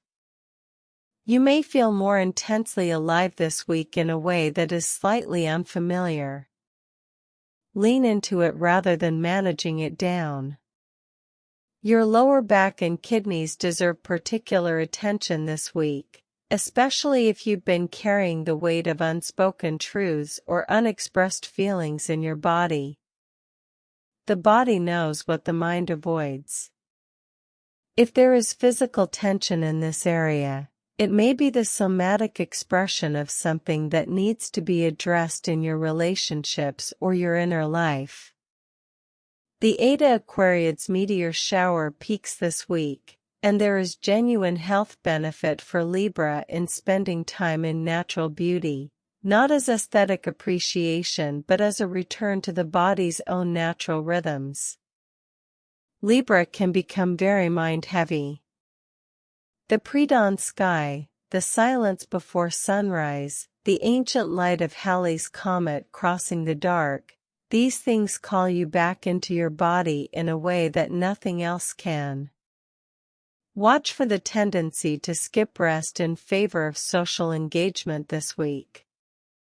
Jupiter's expansive energy and the 8th house's intensity can create a sense that something important is always happening. Build in stillness. Your kidneys will thank you. Personal growth. Libra, the deepest invitation of this week is toward the kind of honesty that is not in conflict with your nature but is its most evolved expression. You were born understanding nuance, complexity, the many sides of every situation. But sometimes, and Justice is very direct about this, That capacity for seeing all sides becomes a way of never fully landing on any of them. Of always staying in the air, always balancing, never committing to the truth as you actually see it, because commitment feels like it closes off other possibilities. Justice closes nothing. It clarifies everything. When you stop pretending that all positions are equally valid and begin speaking from what you actually know and feel, you do not become less Libra. You become the best version of Libra, the one who brings genuine discernment to bear on the world, who uses their natural wisdom in service of truth rather than comfort. Pluto retrograde in your 5th house is also doing deep work this week on the question of your own joy. When did you last do something purely because it brought you pleasure, not because it served a relationship or a social obligation? Your joy matters. Your creative life matters. Your pleasure is not a luxury. It is a necessity. Pluto is here to make sure you remember that. Challenges and warnings. The primary challenge for Libra this week is the conflict between the desire for harmony and the demand of justice for honesty. Justice does not always arrive gently. Sometimes it arrives as a conversation that needed to happen months ago. Sometimes it arrives as the recognition that you've been maintaining a dynamic that doesn't actually serve you, out of a deep unwillingness to disturb the peace. This week, that unwillingness will cost you more than the conversation would. Watch for indecision in the face of the 8th house's intensity. When deep transformation is underway, even the kind that is genuinely good for you, Libra can freeze, weighing options indefinitely rather than moving through the door that has opened. Jupiter is expansive. Trust the expansion. Step forward. Pluto retrograde in your 5th house can also surface a feeling of creative or joyful flatness, a sense that the things that used to bring you alive have lost some of their color. If this is true for you, don't pathologize it. It is a sign that you've outgrown your current relationship to those sources of joy and that new ones are ready to be discovered. Be curious rather than worried. Closing. Libra, justice appears for you this week not as judgment but as liberation, the liberation that comes when you stop carrying what isn't yours to carry, when you stop maintaining the appearance of balance at the cost of your actual truth. You are allowed to know what you know. You are allowed to say what you mean. You are allowed to ask for equity in your relationships, in your work, in your own inner life. The scales don't lie. And this week, neither will you. Your affirmation for this week: I speak my truth with grace and without apology. I create balance by being honest, not by being silent. If this reading resonated with you, stay with Starspoken. Subscribe every week, every sign, for people who are ready to go beyond surface level and into what's actually true. Leave a comment. Where in your life do you need to restore genuine balance right now? I read every word. Until next week, Libra. Justice is on your side this week. Let it work. Scorpio, week of May 6th to 12th, 2026. Starspoken weekly reading. Scorpio. Water sign. Fixed force. The one who was born to go where others will not, into the depths of feeling, of truth, of transformation, and to come back changed, carrying something essential for everyone who wouldn't make the journey themselves. This week, the cosmos meets you at the depth you've always inhabited, and confirms that what you've been sensing is real. May 6th to 12th is a week of significant power and significant revelation for you, Scorpio. Pluto stations retrograde in Aquarius on May 6th, and Pluto is your ruling planet. When Pluto moves, you feel it in a way that other signs simply don't. The planet of transformation and depth psychology turning retrograde means the work of change moves inward, from the external world into the intimate territory of your own psyche. The questions that have been pressing against the surface of your consciousness since the year began now want to be examined with full honesty. Not performed. Not processed for an audience. Truly seen. The Sun meets Jupiter in Taurus on May 10th, lighting up your 7th house of partnership, both romantic and professional. Jupiter here is expansive and generous, and in Taurus it brings a particular warmth, the sense that the partnerships in your life are solid, growing, and worth continuing to invest in. Something in a key relationship opens or deepens this week. A door that has been slightly ajar swings wide. Mercury in Taurus all week grounds your usually intense, penetrating mind in practical, concrete communication. Scorpio can sometimes speak in depths that others can't quite follow. Mercury in Taurus asks you to let your insight land clearly, to translate what you know into words that build rather than overwhelm. Love and relationships.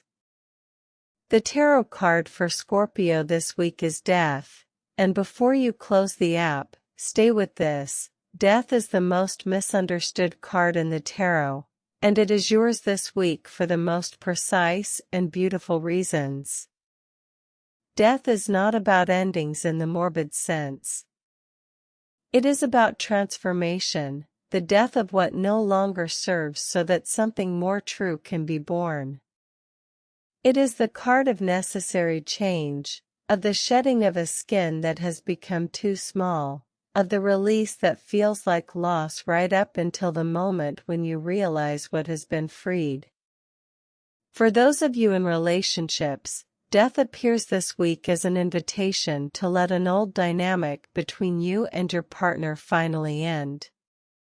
Not the relationship, the pattern within it.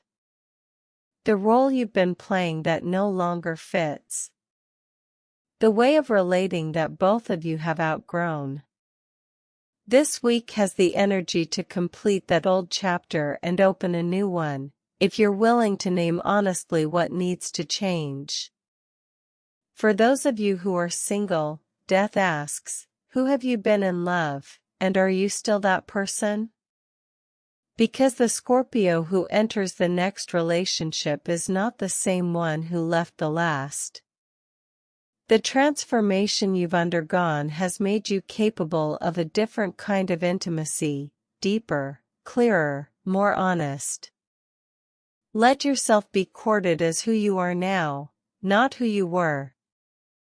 Your action step this week: identify one dynamic in your closest relationship, romantic, familial, or friendship, that you've been ready to release for longer than you've admitted. Name it. That naming is the beginning of the change. Money and career. Scorpio, the Sun-Jupiter conjunction on May 10th in your 7th house of partnership brings a significant professional development through collaboration or relationship this week. The 7th house governs not just romance but all significant one-on-one agreements, contracts, partnerships, clients, collaborators. Jupiter here expands the possibilities within these structures. For some of you, this means a partnership that has been in negotiation reaches a positive resolution. For others, a new collaborative opportunity arrives that has more potential than it initially appears. Pay attention to what comes through people rather than through individual effort this week. Pluto retrograde in your fourth house of home, foundation, and deep roots simultaneously asks important questions about the emotional and financial foundations of your professional life. Is the structure of how you work, the physical environment, the agreements you operate within, the stability beneath your career, actually supportive of your ambitions? What needs to be rebuilt at the foundation level? This retrograde is the beginning of that honest assessment.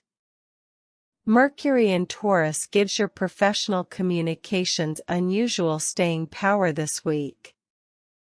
Words you say in meetings, emails you send, agreements you formalize, these land with more weight and permanence than usual. Use that intentionally. Scorpio's greatest professional asset, the ability to see beneath the surface of any situation and identify exactly what is actually going on, is particularly powerful this week. Trust your perception. Act on what you see. Health and energy. Scorpio rules the reproductive system, the elimination organs, and the body's processes of transformation, and this week, your body is mirroring the larger transformational work underway in your life. Pluto retrograde often brings a period of physical intensity for Scorpio, not illness, but a heightened sensitivity in the body, a sense of energy moving and shifting in unfamiliar ways. This is not something to manage or suppress. It is something to move with. Exercise that is intense and cathartic, running, swimming, weight training, is particularly beneficial for Scorpio this week. Give your body a physical outlet for what is transforming internally.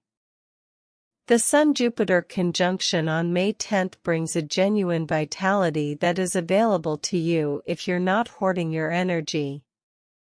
Scorpio can sometimes hold energy very tightly, especially when in a period of internal processing. This week, allow some of that energy to flow outward, to circulate, to be expressed. The generosity of Jupiter in your partnership house wants to move through your body as openness, as ease, as the physical relief of genuine connection. Watch for the tendency to use intensity as a substitute for rest. Scorpio can run on adrenaline and depth for extended periods before the body demands recovery. If there is exhaustion beneath your intensity this week, honor it. The transformation underway is real work. Rest is part of it. Personal growth. Scorpio, the deepest invitation of this week is toward conscious transformation, toward participating actively in the change that is already underway rather than simply being carried by it.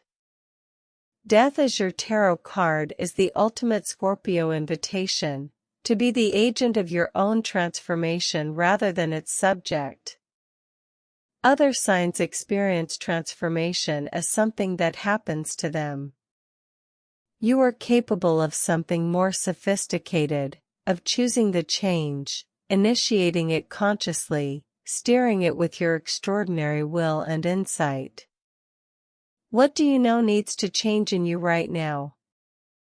Not in the world around you, in you. The belief that no longer serves. The defense mechanism that has become more imprisoning than protective. The identity you've been wearing that has grown too small. Pluto retrograde is asking you to identify it clearly and begin, voluntarily, to let it go. The gift of this week, beneath all its intensity, is that you are not alone in this transformation. The Sun-Jupiter conjunction in your partnership house confirms the people who are meant to walk through this change with you are here. Let them be present with you. Scorpio's greatest growing edge is allowing the transformation to be witnessed. Challenges and warnings. The primary challenge for Scorpio this week is the temptation to use the intensity of Pluto retrograde as an excuse for isolation or control. When transformation is underway, Scorpio sometimes goes underground, withdrawing from people, becoming unreachable, processing alone in a way that protects the process but also prevents the very connection that the Sun-Jupiter conjunction in your partnership house is trying to bring. This week, resist the pull toward the cave. The transformation is better with a witness. Death's shadow for Scorpio is the transformation that becomes permanent destruction, the burning down that goes further than necessary, the ending that takes out more than what needed to go. Watch for all or nothing thinking this week. Not everything needs to be torn down. Some things just need to be updated. Finally, Pluto retrograde in your 4th house can stir family of origin material, old dynamics, old wounds, old roles you were assigned before you were old enough to choose them. If these surface this week, bring curiosity rather than reaction. You are not the child who was shaped by those experiences. You are the Scorpio who survived them and transformed them into insight. Respond from who you are now. Closing. Scorpio, death appears for you this week not as an ending but as an initiation, the moment when you choose, consciously and with full awareness, to become who you've been becoming. The transformation is already underway. It has been underway for months. This week is the moment when you stop watching it happen and start participating in it with your whole self. Let what needs to die, die. What is meant to live in you is immovable. Your affirmation for this week: I release what no longer serves me. I welcome the self that is emerging with open hands. If this reading found you in the deep water, stay with Starspoken. Subscribe every week, every sign, for people who are ready to go all the way in. Leave a comment. What are you in the process of releasing right now? Name it here. Naming it is the first act of transformation. Until next week, Scorpio. You were built for exactly this. Sagittarius, week of May 6th to 12th, 2026. Starspoken weekly reading. Sagittarius. Fire sign. Mutable force. The one who was born to seek, to cross the horizon not because something is wrong where you are, but because the nature of truth is that it keeps expanding, and you were built to follow it wherever it leads. This week, the cosmos is handing you a torch and pointing toward a door that has been waiting for exactly this moment. May 6th to 12th is one of the most genuinely expansive weeks of the year for you, Sagittarius, and you were born for exactly this kind of energy. Pluto stations retrograde in Aquarius on May 6th, activating your 3rd house of communication, ideas, learning, and the close community of people you move through daily. The planet of transformation going inward in the house of how you think and speak. This is a profound invitation to examine how your ideas have been transforming, and whether the way you've been communicating reflects who you are becoming. And then the Sun meets Jupiter in Taurus on May 10th, and this is the center of your week. Jupiter is your ruling planet, Sagittarius. When it meets the Sun in a conjunction, the energy is specifically yours. The Sun illuminates, Jupiter expands, Taurus grounds. This conjunction falls in your 6th house of daily work, health, and service, and it brings a genuine, tangible improvement to the quality of your everyday life. Something that has felt effortful becomes easier. Something that has felt stuck begins to move. The etaaquariids meteor shower peaks this week, and for a sign that is perpetually oriented toward the sky, watching the debris of Halley's Comet burn bright across the pre-dawn dark is practically a religious experience. Set your alarm. Love and relationships. The tarot card for Sagittarius this week is the Wheel of Fortune, the card of cycles, of turning points, of the moment when the wheel that has been grinding slowly finally rotates into a better position. The Wheel of Fortune does not reward passivity or action, it rewards readiness. The ones who benefit from its turning are the ones who were prepared when the moment arrived. For those of you in relationships, the Wheel of Fortune marks a turning point in the larger cycle of your partnership. Something that has been difficult is beginning to ease. A pattern that has repeated itself is reaching its natural conclusion, not through dramatic resolution, but through the quiet inevitability of change. This is a week to recognize the shift and meet it with openness rather than waiting for it to announce itself. The Sun-Jupiter conjunction in your 6th house also brings a particular kind of relational gift, the restoration of ease in day-to-day partnership. The small daily exchanges of care, of humor, of being genuinely present with someone you love, these feel more available this week. Let love be simple. Let it be in the small things. For those of you who are single, the Wheel of Fortune is one of the most hopeful cards for love that has not yet arrived. It says the cycle is turning. The conditions that weren't right before are shifting. Don't close any doors this week. Something can turn very quickly. Your action step this week. Notice where in your love life you've been waiting for conditions to improve before showing up fully. The wheel has turned. The conditions are improving now. Show up. Money and career. Sagittarius, the Sun-Jupiter conjunction in your 6th house on May 10th is an exceptionally positive career aspect, and it lands precisely in the area of your daily work, your professional skills, and your relationship to the labor itself.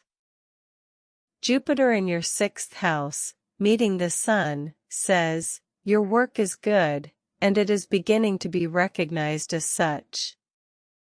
This is a week when the quality and consistency of what you've been doing shows up in visible, tangible ways.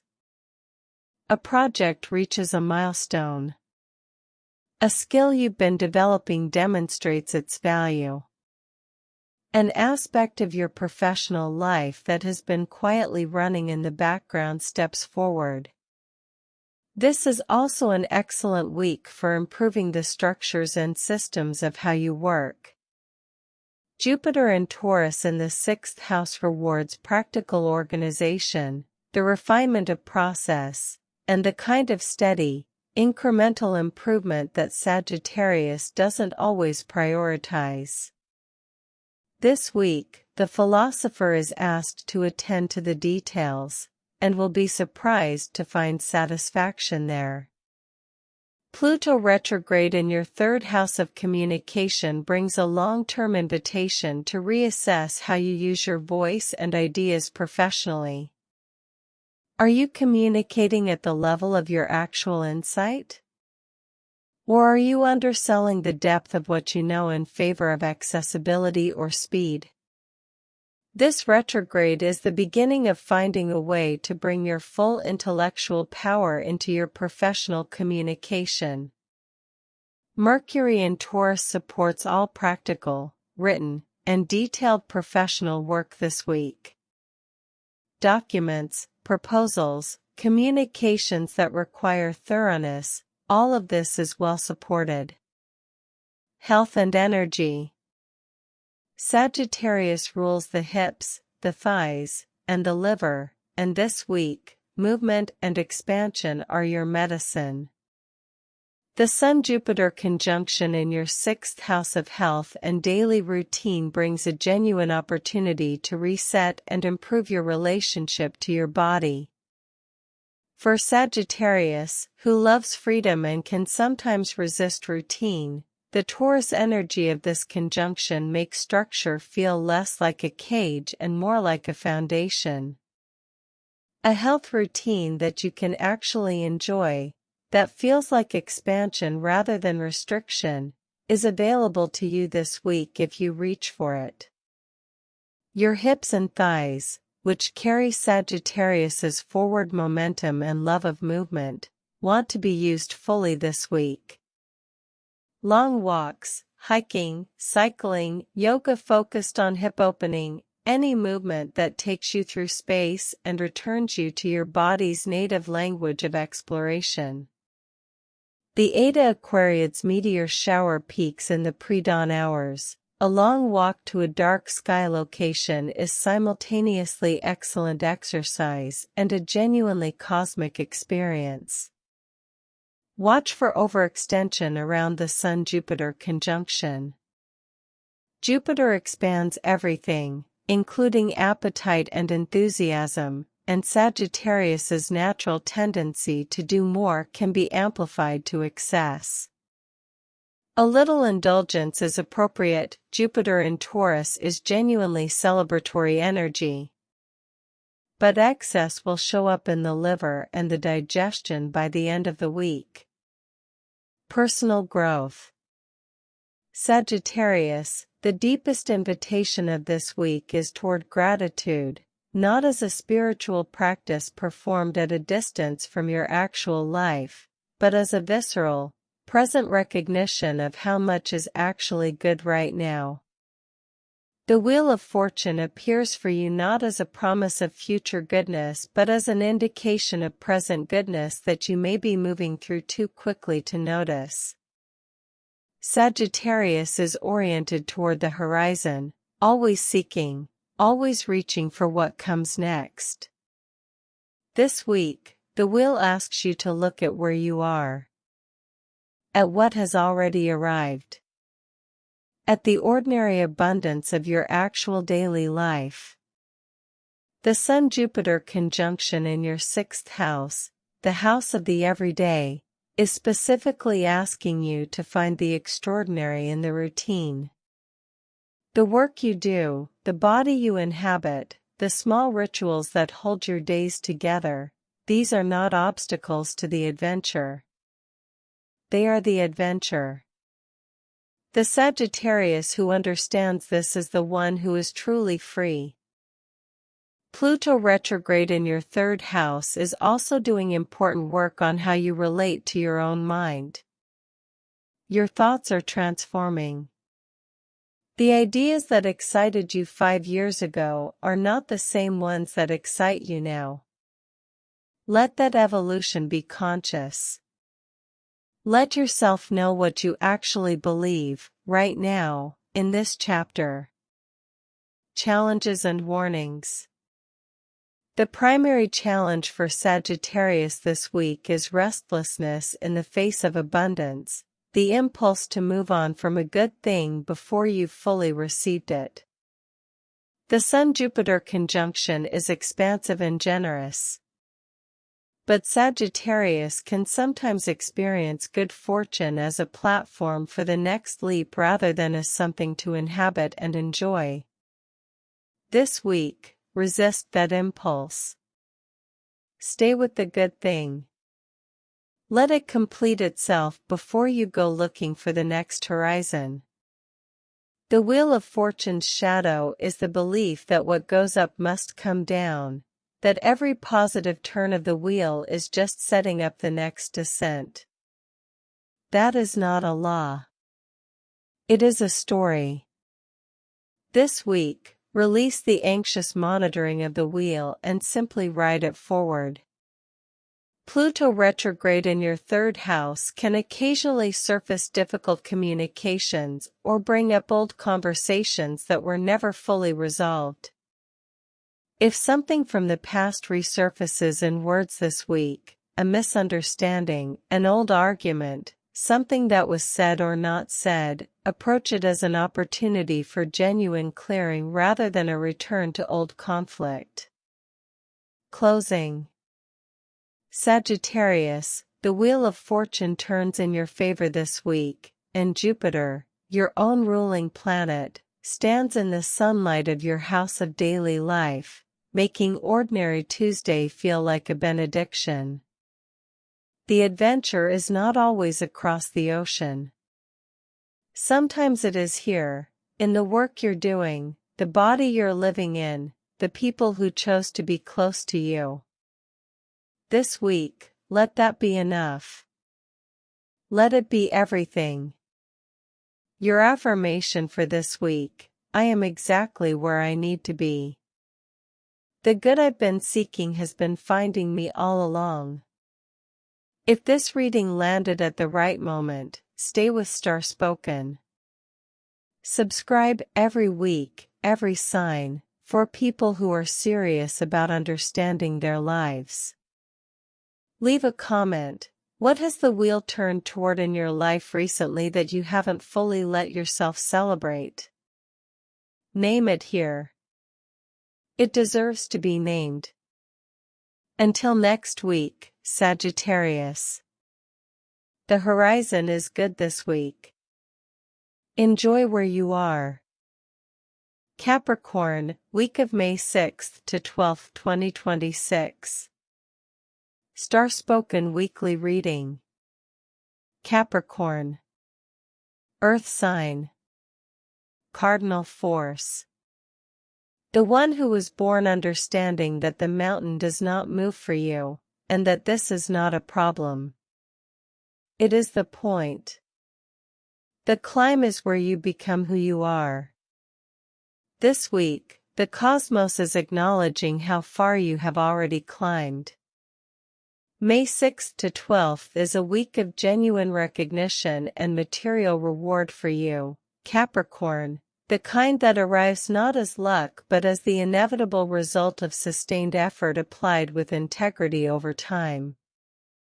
Pluto stations retrograde in Aquarius on May 6th, activating your second house of money, values, and the resources you've built.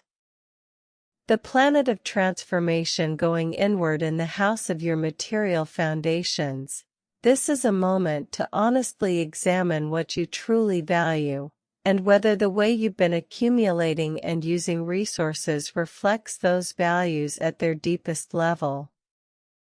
And then the Sun meets Jupiter in Taurus on May 10th, lighting up your fifth house of creativity, joy, self-expression, and the things that make life feel worth living.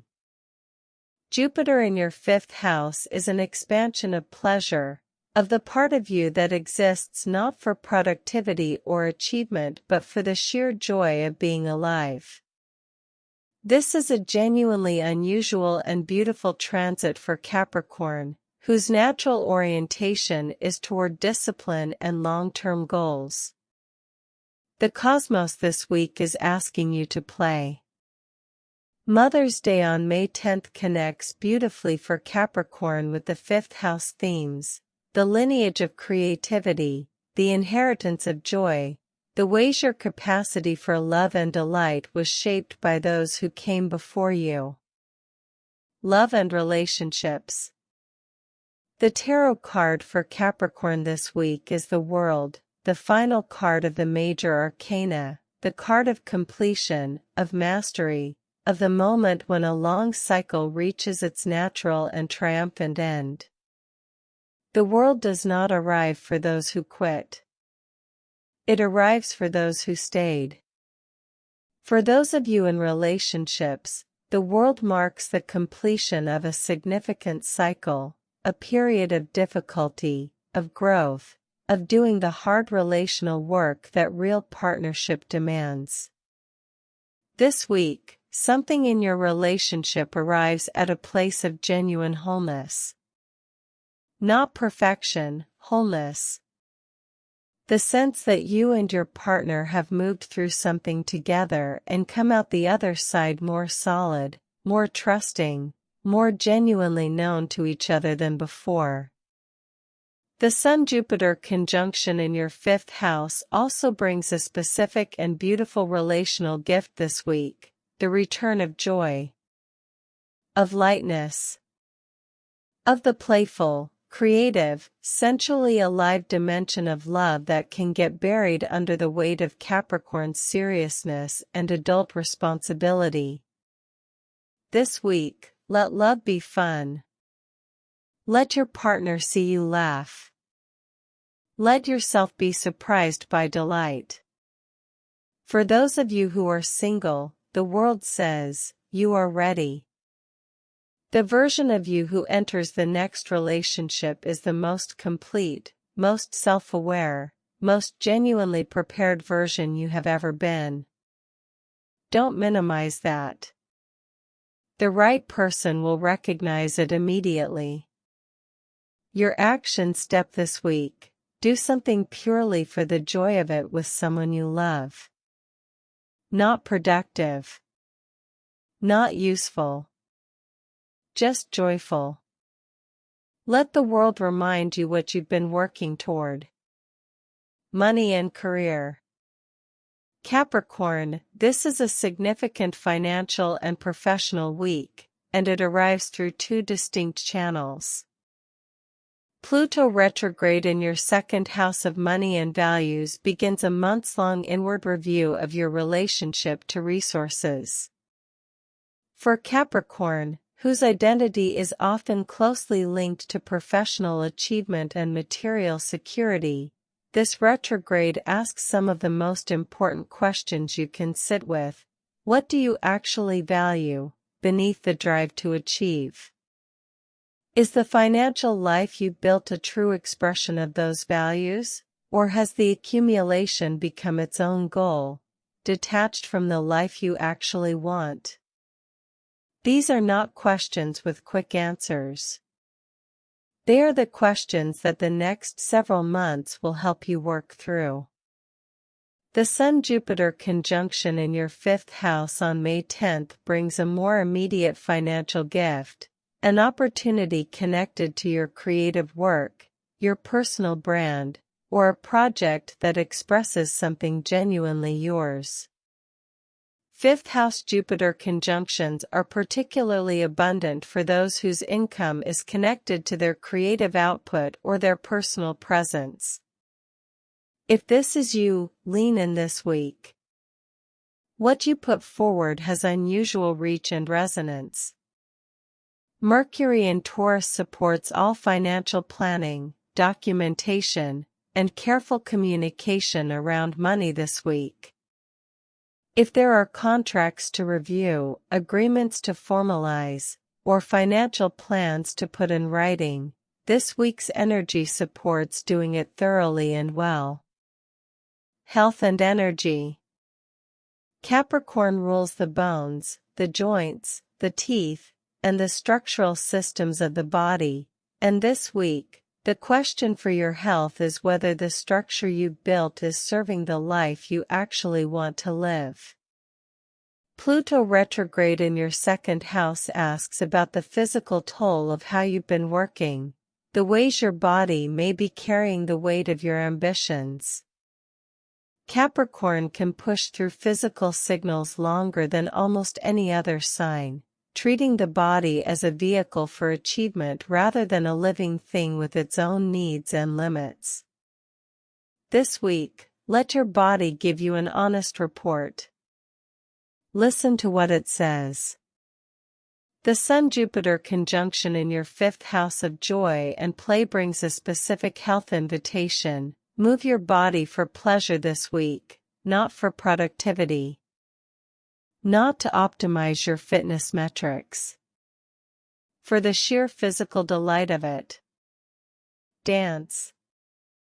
Swim. Play with a child or an animal. Let your body remember what it feels like to move without agenda. The etaaquariids meteor shower peaks this week. Capricorn is an earth sign, your medicine is often in looking up. In remembering that the universe is larger than the mountain you're climbing, and incomprehensibly beautiful, and not asking anything of you except that you notice it. Personal growth. Capricorn, the deepest invitation of this week is toward completion, toward acknowledging, with full and honest recognition, how much you have accomplished and become. The world does not appear for those who haven't earned it. It appears precisely when a cycle of genuine growth has reached its natural end, when the work is done, the mountain is climbed, the transformation is complete. This is your card this week. Not as flattery. As testimony. What have you completed in the last year? Not just professionally, in yourself. What quality have you developed? What limitation have you worked through? What version of yourself did you leave behind because you grew beyond it? The world is asking you to name these things, to hold them, to let yourself know that they are real. And then, because the world is also a beginning, what is the next cycle? Not the next goal. The next level of becoming. Pluto retrograde in your second house is already pointing toward it, the deepening of your relationship with what you truly value. The alignment of your extraordinary capability with the life that actually matters to you. Challenges and warnings. The primary challenge for Capricorn this week is the difficulty of receiving, of allowing the recognition, the abundance, the joy that this week is genuinely offering without immediately converting it into fuel for the next achievement. The world and the Sun-Jupiter conjunction are not asking you to plan the next climb. They are asking you to stand at the summit and breathe the air. To let the view be the point. Capricorn's shadow is the inability to rest in accomplishment, the constant forward movement that prevents the satisfaction of arrival from ever fully landing. This week, practice arrival. Watch also for the Pluto retrograde in your second house stirring anxiety about financial security, particularly if the honest assessment of your values reveals a gap between what you have and what would truly make you feel safe and whole. That gap is real information, not a crisis. It is pointing you toward the next important work. Approach it with curiosity, not fear. Finally, the Sun-Jupiter conjunction's invitation to joy and play can feel uncomfortable for Capricorn if it conflicts with a deeply held belief that rest must be earned. You have earned it. This week is the evidence. Closing. Capricorn, the world appears for you this week as a recognition, from the cosmos, from the accumulated weight of everything you have worked for, that you have arrived somewhere real. The mountain you've been climbing is real. The view from here is real. The person you've become in the climbing is the most real thing of all. Rest here for a moment. Play. Let joy be as serious a pursuit as achievement, for just this week. You have built something worth celebrating. Your affirmation for this week: I have arrived. I allow myself to receive the fullness of what I have earned. If this reading met you at the summit, stay with Starspoken. Subscribe every week, every sign, for people who are building lives with intention and depth. Leave a comment. What cycle has recently completed in your life, and are you letting yourself acknowledge it? I want to know. Until next week, Capricorn. The world is yours this week. Inhabit it fully. Aquarius, week of May 6th to 12th, 2026. Starspoken weekly reading. Aquarius. Air sign. Fixed force. The one who was born seeing what others haven't noticed yet, the pattern beneath the pattern, the future arriving in the present tense, the thread that connects what appears to be separate. This week, the cosmos is asking you to bring that vision home, to yourself. May 6th to 12th is a week of significant interior reckoning and genuine exterior expansion for you, Aquarius. Pluto stations retrograde in Aquarius on May 6th, and this is your transit, more than anyone else's.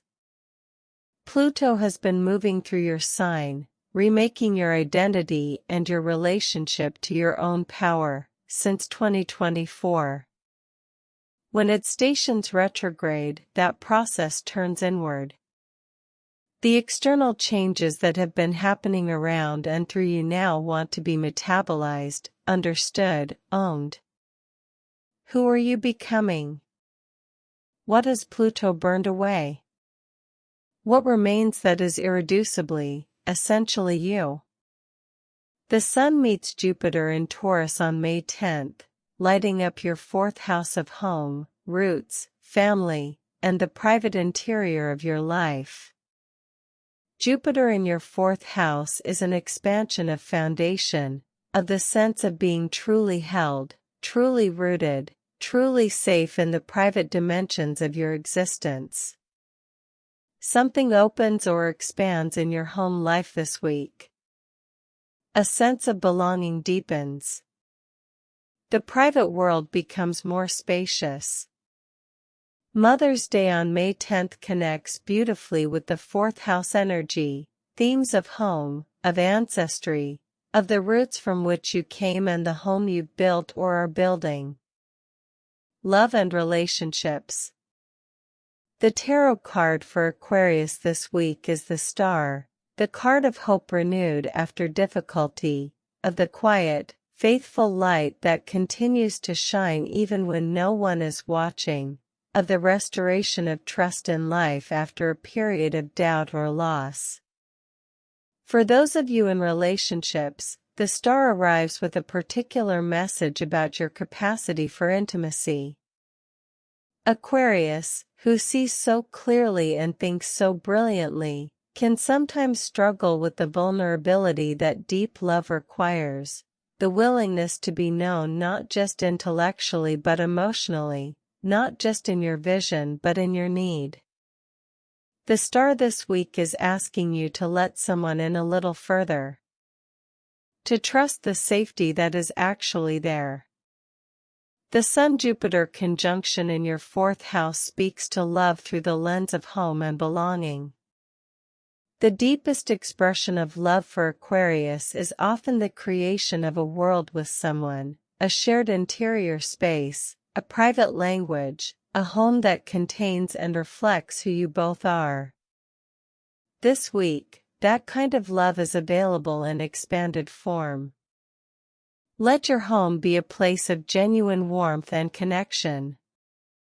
For those of you who are single, the Star speaks directly to anyone who has been through relational disappointment or loss and quietly stopped believing in the possibility of something real. It says, the belief is worth restoring. Not because love is guaranteed, because you are capable of it, and it is capable of reaching you, and hope is not naivety. It is the precondition.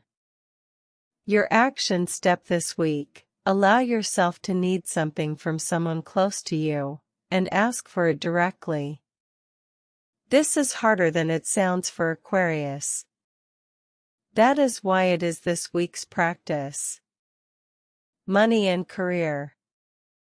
Aquarius, the Sun-Jupiter conjunction on May 10th in your 4th house brings a financial development connected to your foundations, your home, your family, your private resources, the assets and inheritances that form the bedrock of your material life. For some of you, this means a tangible development, a home-related financial opportunity, an inheritance or family financial matter that resolves positively, a decision about property or living situation that opens in your favor. Pay attention to what arrives in the domestic sphere with financial implications. For others, the 4th house Jupiter conjunction signals a deeper shift, an expansion of your sense of your own right to security, to comfort, to a material life that actually supports your well-being. Aquarius can sometimes be surprisingly detached from material needs, treating the body and its requirements as secondary to the life of the mind. Jupiter in your 4th house is asking, is your actual living situation, your home, your daily physical environment, genuinely nourishing? What would make it more so? Pluto retrograde in your 1st house of identity and presence asks a long-term professional question. As you continue to become more fully yourself, is your professional life keeping pace? Does the work you do reflect who you've become? This retrograde is the beginning of a months-long assessment of that alignment. Mercury in Taurus supports careful, thorough communication in all practical and domestic financial matters this week. If there are household finances, living arrangements, or property matters to address, this week's energy supports doing it with deliberateness. Health and energy. Aquarius rules the ankles, the calves, the circulatory system, and the nervous system, and this week, your health is most supported by grounding, by warmth, and by the restoration of a genuine sense of safety in the body.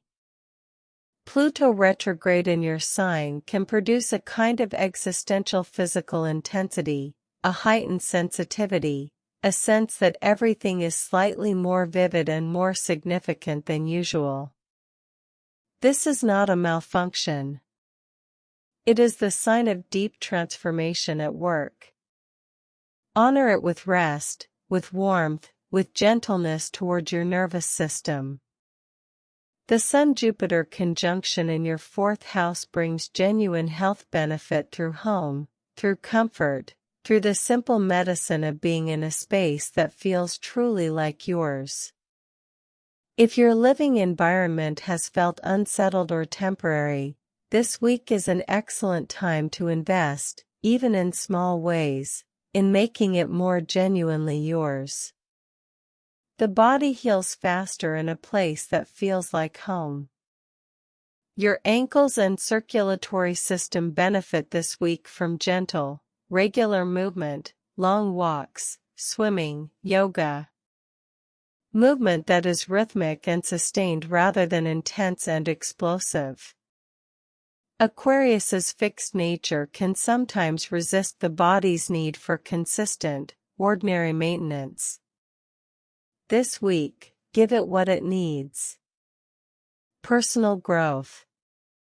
Aquarius, the deepest invitation of this week is toward belonging, not the intellectual understanding of connection, but the felt sense of it.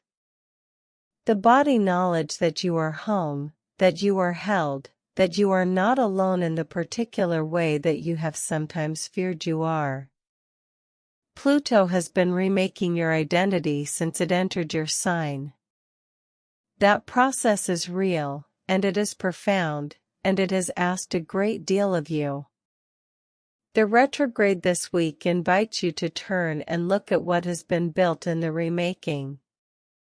The Aquarius who is emerging from this transit is more fully themselves than the one who entered it. More honest. More capable of genuine intimacy. More willing to be known.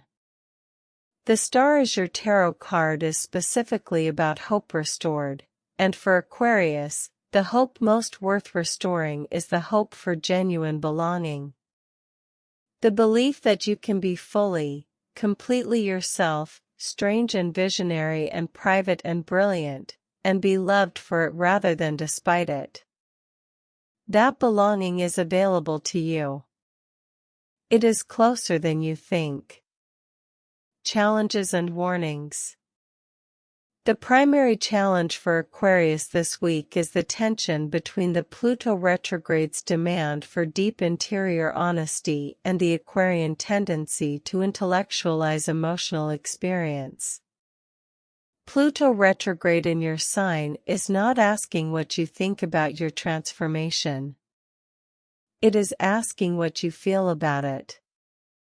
What has it been like in your body, in your private emotional life, in the tender and unguarded places that don't usually get airtime? This week, let the intellectual analysis rest and let the emotional truth speak. The star's shadow is the hope that stays perpetually in the future, the belief in eventual belonging that never actually allows present belonging to land. Watch for that pattern this week. The people who want to know you are here, now. The home that wants to hold you is available. Receive it in the present tense. Finally, the Sun-Jupiter conjunction in your 4th house can occasionally surface old family of origin material, the dynamics of the home you came from that still live somewhere in the home you built. If something ancestral surfaces this week, approach it with curiosity. Pluto is here to help you complete it. Closing. Aquarius, the star appears for you this week as a restoration, of hope, of belonging, of the quiet faith that the world has a place for someone exactly like you. You have been through real transformation. Pluto does not offer the easy version. What you've survived and integrated over the last several years has made you more genuinely yourself than perhaps you have ever been. The star shines faithfully in the dark. It does not ask to be seen.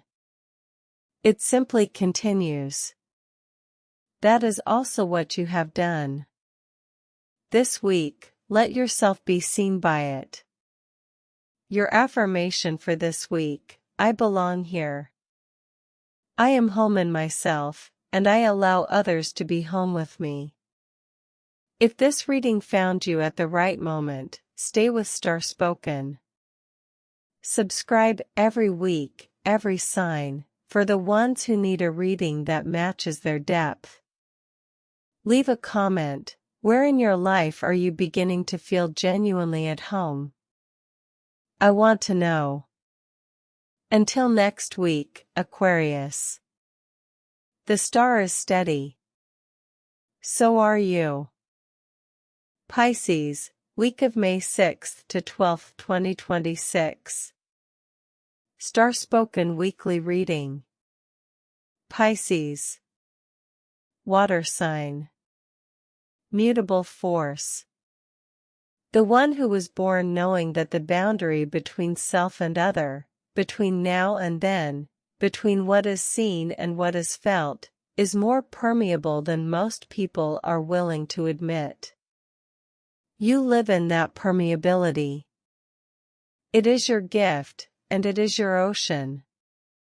This week, the cosmos is asking you to trust what you know without needing to prove it. May 6th to 12th is a week of significant spiritual and practical convergence for you, Pisces. Pluto stations retrograde in Aquarius on May 6th, activating your 12th house, your own natural home. The 12th house is the realm of the unconscious, of dreams, of what is hidden and sacred and too deep for ordinary daylight. Pluto in your 12th house going retrograde is a profound invitation to go even further inward, to the places even you don't always visit. To the fear beneath the fear.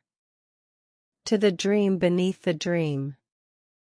To the self that exists prior to all the roles and adaptations. The Sun meets Jupiter in Taurus on May 10th, lighting up your 3rd house of communication, of ideas, of the immediate world of your neighborhood, your siblings, your daily exchanges. Jupiter here is expansive and generous, an expansion of your capacity to be heard, to be understood, to bring your enormous inner world out into language and connection. Something you've been trying to say finds its voice this week.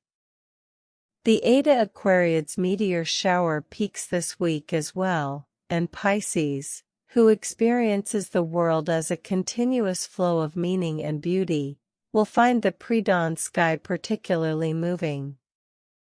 The debris of Halley's Comet burning across the dark is exactly the kind of image that lives in you already.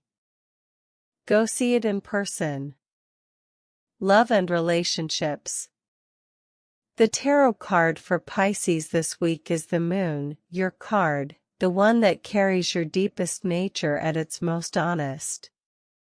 The Moon governs the unconscious, the dream world, the emotions that move beneath the surface of what we say and know and admit. It is the card of intuition trusted completely, and of illusion seen through, finally, with compassion. For those of you in relationships, the Moon arrives this week as an invitation to bring something from the unconscious into the light. Not through analysis, through honest feeling. There is something in your closest relationship that you have been sensing but not saying, a pattern you've noticed, a feeling that has been living beneath the surface, a truth that would change something if spoken. The Moon is asking you to let it surface. Gently. With care. But surface. The Sun-Jupiter conjunction in your 3rd house also speaks beautifully to love this week through the gift of genuine communication. The conversation that has been too large or too tender to have, this week has the energy and the expansiveness to hold it. Let Jupiter give you the words. Let Taurus give you the patience. Speak what you feel. For those of you who are single, the Moon asks an important question. Are you seeing the people you're attracted to clearly, or are you seeing who you want them to be? Pisces' beautiful capacity for seeing potential can sometimes become a way of relating to a projection rather than a person. This week, let the Moon's light be honest rather than romantic. The real person, whoever they turn out to be, is always more interesting than the projection. Your action step this week: have one conversation in a close relationship that has been waiting beneath the surface. Name one true thing that you've been carrying quietly. Let it be heard. Money and career. Pisces, the Sun-Jupiter conjunction on May 10th in your 3rd house brings a significant professional gift this week, the right words at the right moment. The 3rd house governs communication, ideas, writing, speaking, teaching, and all the ways we exchange information and meaning with the immediate world around us. Jupiter here expands your capacity to be heard and understood, and for Pisces, whose inner world is so rich and so difficult to translate, this is a genuinely rare and valuable moment. What you know, what you see, what you feel about the work you do, this week, it is more communicable than usual. Use that. If your work involves writing, speaking, teaching, or any form of communication, this is an exceptionally auspicious week to put something forward. A pitch, a proposal, a piece of writing, a conversation that could open a new direction. The window is open. Step through it. Pluto retrograde in your 12th house brings a long-term invitation to examine the hidden dimensions of your professional life, the unconscious beliefs about whether you deserve success, the subtle self-sabotaging patterns that operate below the level of conscious intention, the fears about being seen that can keep Pisces brilliant but invisible. This retrograde is the beginning of a months-long clearing of those patterns. It starts with honesty about what they are. Mercury in Taurus supports all written, practical, and detailed professional communication this week. For Pisces, whose communication tends toward the impressionistic and intuitive, Mercury in Taurus is a useful grounding force, asking your ideas to be not just felt but structured, not just beautiful but clear. Health and energy. Pisces rules the feet, the lymphatic system, and the body's capacity to absorb and release, and this week, what you absorb and what you release are the central health themes. Pluto retrograde in your 12th house can stir a deep, sometimes inexplicable fatigue, the body expressing the weight of the unconscious work being done. If you feel tired this week in a way that isn't explained by your external circumstances, honor it. You are doing deep work below the surface. Rest is not laziness, it is the active support of a process that needs it. The Sun-Jupiter conjunction in your 3rd house brings a mental and communicative vitality, an aliveness that comes through connection, through conversation, through the movement of ideas. For Pisces, whose health is deeply connected to the flow of the inner life, finding outlets for creative and communicative expression is genuinely restorative this week. Write in your journal. Have a meaningful conversation. Let the inner world out through language. Your feet, Pisces' ruling body part, will benefit from attention this week.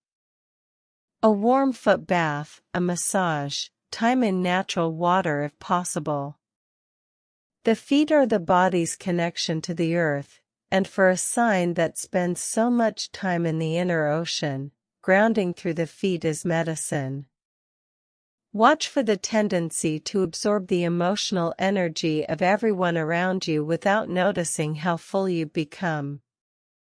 Pisces is a natural empath, and the 12th house Pluto energy amplifies that permeability. Build in deliberate time alone, not as withdrawal, but as drainage. Let the emotional residue of others flow out of you. Return to yourself. Personal growth. Pisces, the deepest invitation of this week is toward voice, toward trusting that what you know and feel and see deserves to be spoken, that the inner world you inhabit has value not just to you but to the world that is waiting for you to share it. The moon as your tarot card is a profound and specific message for you this week. You already know how to live in the unconscious, it is your natural habitat. The moon is not asking you to go deeper. It is asking you to bring what you find in the depths back up to the surface, into language, into connection, into the light where it can be received. The Sun-Jupiter conjunction in your 3rd house is the cosmic support for exactly that movement. The bridge between your rich interior and the world that can receive it is more available this week than it has been in a long time.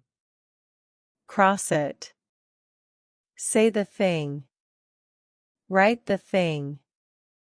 Offer the vision that has been living in you to the world that is ready for it.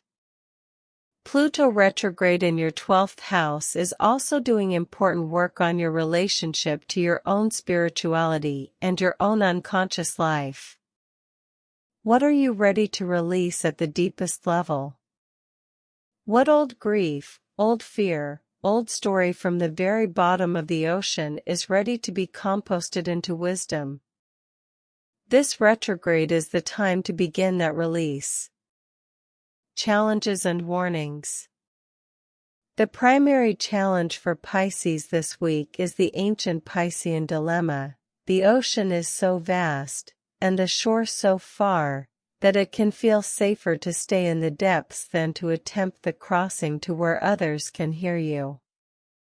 The moon's shadow for Pisces is the retreat into the inner world so complete that connection becomes impossible, the beautiful, self-contained inner life that doesn't reach out, doesn't risk being misunderstood, doesn't offer itself to the uncertainty of genuine communication. The Sun-Jupiter conjunction is specifically calling you out of that retreat this week. Not permanently. Just enough to be heard. Watch also for confusion between your own feelings and the feelings of others this week. With Pluto in your 12th house and the moon as your card, the psychic permeability that is your gift is also at its most intense. Practice discernment. Before you act on an emotion, check whether it is actually yours. If it is, honor it. If it belongs to someone else, return it with compassion. Finally, the moon's territory always includes the possibility of illusion, of seeing what we wish rather than what is. This week, let clarity be as welcome as beauty.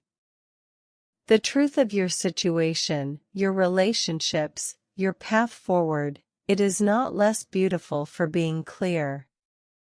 It is more navigable. Closing. Pisces, the moon rises for you this week over an ocean you know better than anyone, and for once, it is asking you not to dive but to stand at the shoreline and let yourself be seen by the light. What you carry in your depths is real. The visions, the feelings, the knowing that arrives without explanation, all of it real, all of it valuable, all of it worth the risk of translation. Speak this week. Write this week. Let the inner ocean send one wave all the way to shore. Your affirmation for this week: my inner world has value. I bring it to the surface with courage and trust that it will be received. If this reading moved something in you, stay with Starspoken. Subscribe every week, every sign, for people who know that the inner life is the real life. Leave a comment. What has been living in you, below the surface, that is ready to be spoken? Say it here. This is a safe shore. Until next week, Pisces. The moon is full and generous this week.